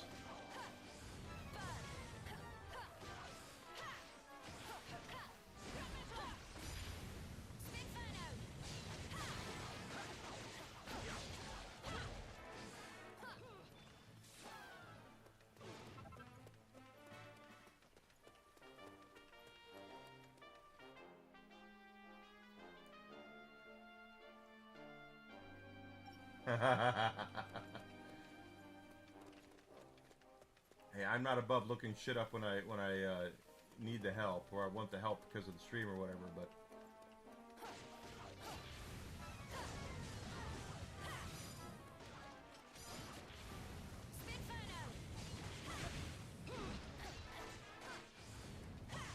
I don't want AI. I don't want an AI assistant popping up and saying, "Hey, you should go do this."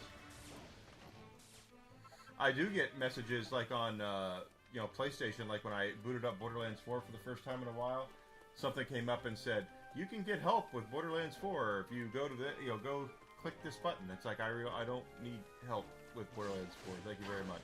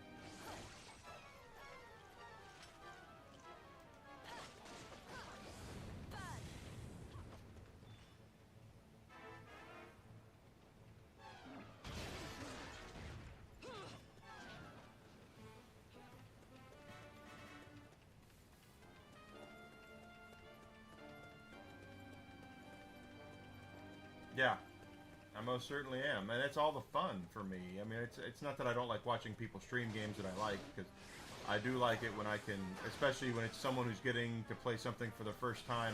Like when Mags was playing Chrono Trigger for the first time, and she didn't know about the trial. I was there. I went in there and I tried to make her feel like shit for being found guilty because she didn't know that you had other options. And you know what? I was like, I told her afterwards, I was like, it's the same thing. We all did it. Everybody who played Chrono Trigger for the first time without a guide had the same problem. We were all found guilty at first.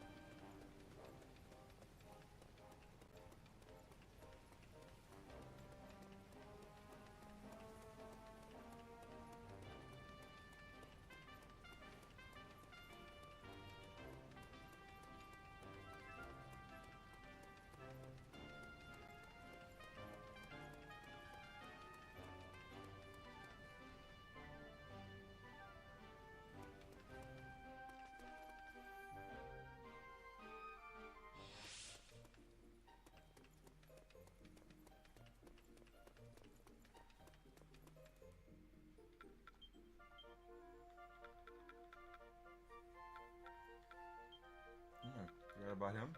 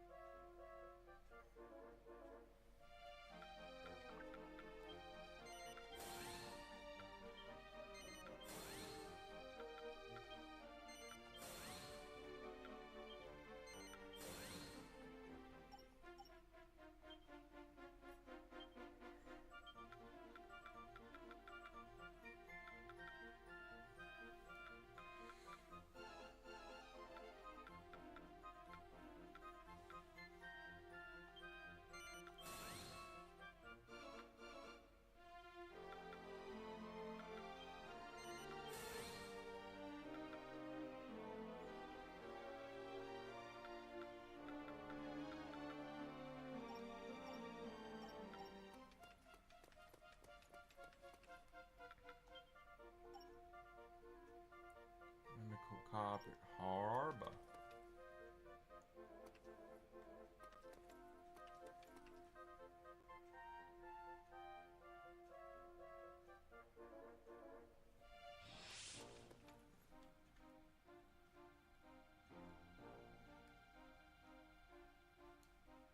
Outer Tunisia, no.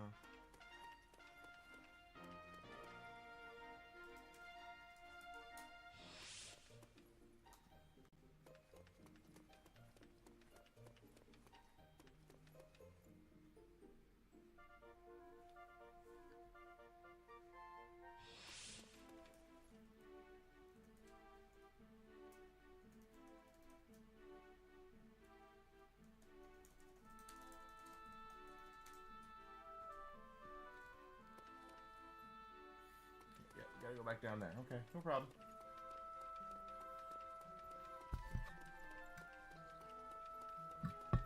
Still, hour and a half, pretty good runtime. Won't overstay its welcome that way. I'm telling you, the that Yoshi that hatches out of the egg, that's gonna sell like freaking crazy when it gets into stores. That is gonna be a huge mover. Huge.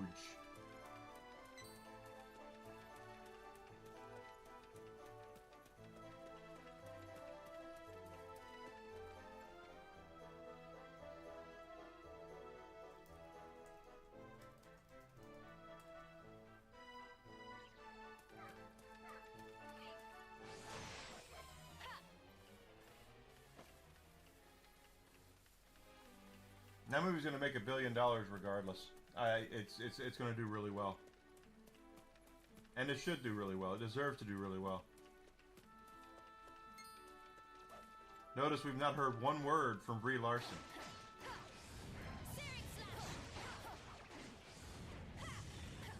Not one word.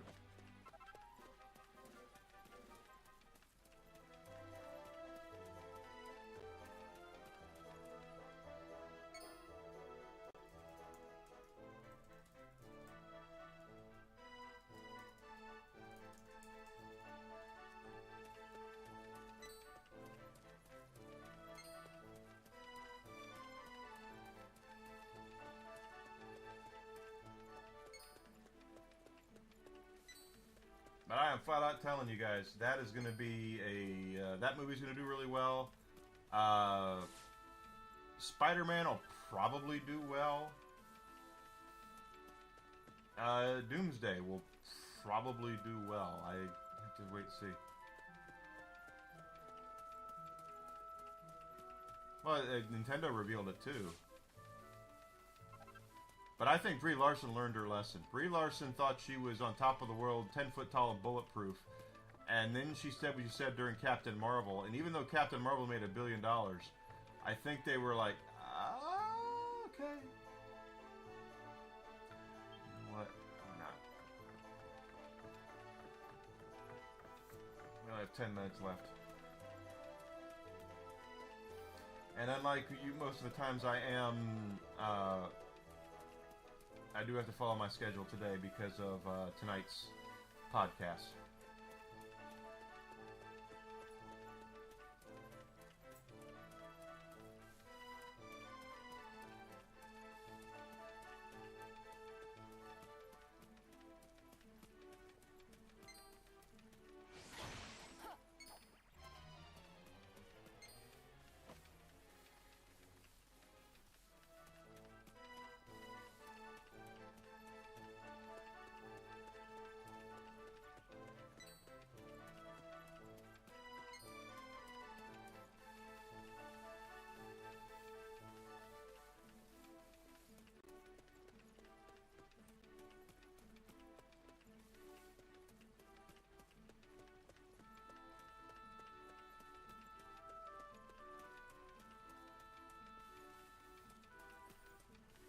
I've heard that James Gunn might be angling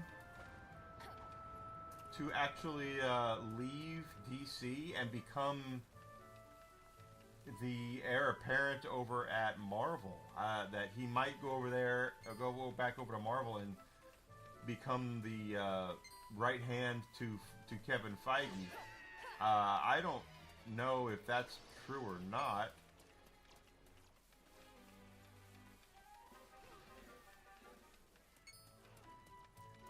I am getting the feeling that James Gunn is not exactly the guy I would want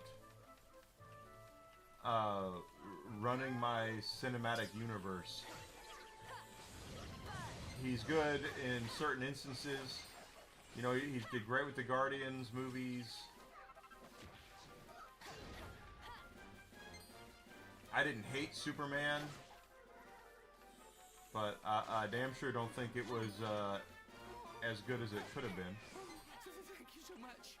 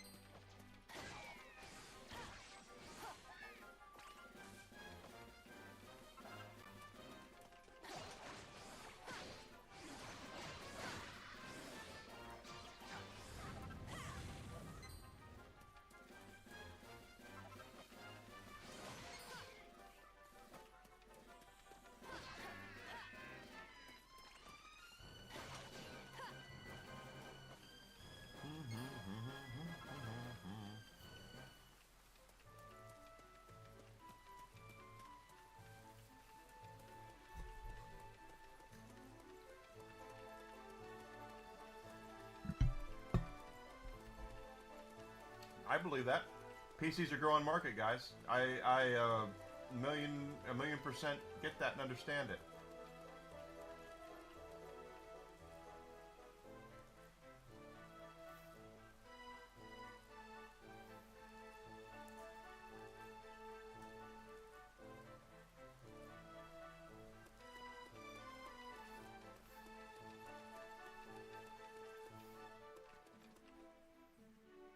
I said that.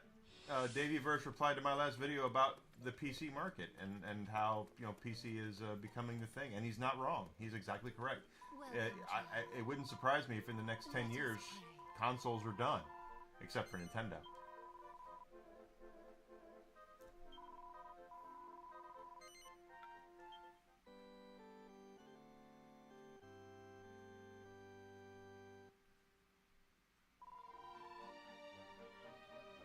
Well, that's another thing, and it's also another thing as to why we are in the position that we're in as far as sales go and what they're trying to do with control of the market. As we've discussed, the market is being right now. The market is being controlled by the secondary market. Okay, meaning like a great example is what I told the Daveyverse. This game I'm playing right now, Dragon Quest. Let's just look right here. This is Dragon Quest Heroes 2, right? This game has been out since 2016, all right? Look how much they want you to pay for it on the PlayStation Network. This is a 10-year-old game, guys. This will be in May. This will be 10 years old. $59.99. Oh, it says release date's 2017. Okay, so it's so 9 years old. They want you to pay full price for this son of a bitch. And if you want to play it on PlayStation Network right now, that's what it costs. Or you can go on to anywhere else. You could go, you can go to Amazon, you can go to eBay, you can go to any secondhand store and probably pick it up for $15, $20. As long as that secondary market is there, the publishers and developers don't have a choice. So if there are no physical copies of Dragon Quest Heroes, a 9-year-old game, what are you going to pay for it? You're going to pay for it what they want you to pay for it. Period. End of story. That right there is the crux of everything. People who want to argue, oh yeah, but it's because of this, it's because of that, it's because of none of that shit. It's because of what I just showed you. $59.99 for a 9-year-old game versus going into a store or picking it up online for $15, $20. Which one would you rather do?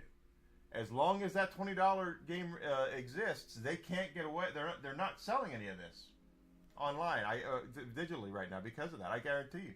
But that's the thing. That's what is keeping them honest, is the secondhand market.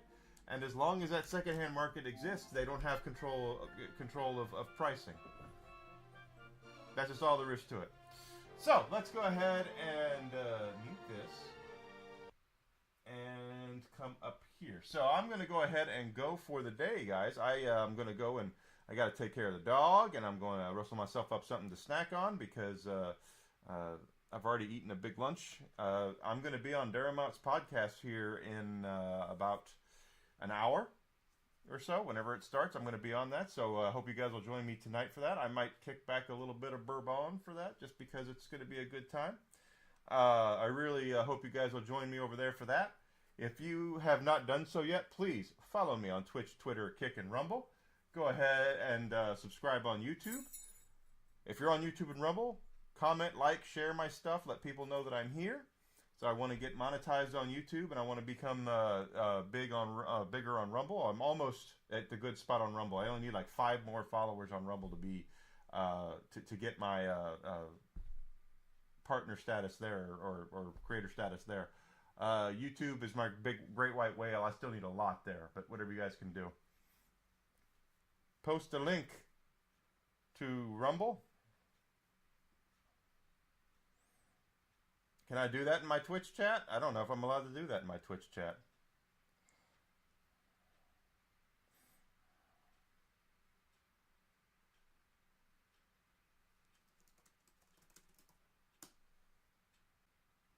Won't they get on to me for doing that? Yeah, check out my Twitter account. All my stuff's linked there. And that's all free, guys. I'm not asking you to spend any money. Unless you want to. If you're looking to spend money, go to my Fourth Wall store. I got stuff over there. Stickers, I've got water bottles. I've got hats. Not this hat. I've got T-shirts. Oh yeah, I will post that on X. 5 away on X. Or 5 away on Rumble. You are correct. But that's what we're gonna do. We're gonna do that. And tomorrow morning I'll be back here playing probably more Dragon Quest. I might go dip back into Borderlands 4, but for now I am sticking with Dragon Quest until Resident Evil Requiem comes out. I'm waiting to see.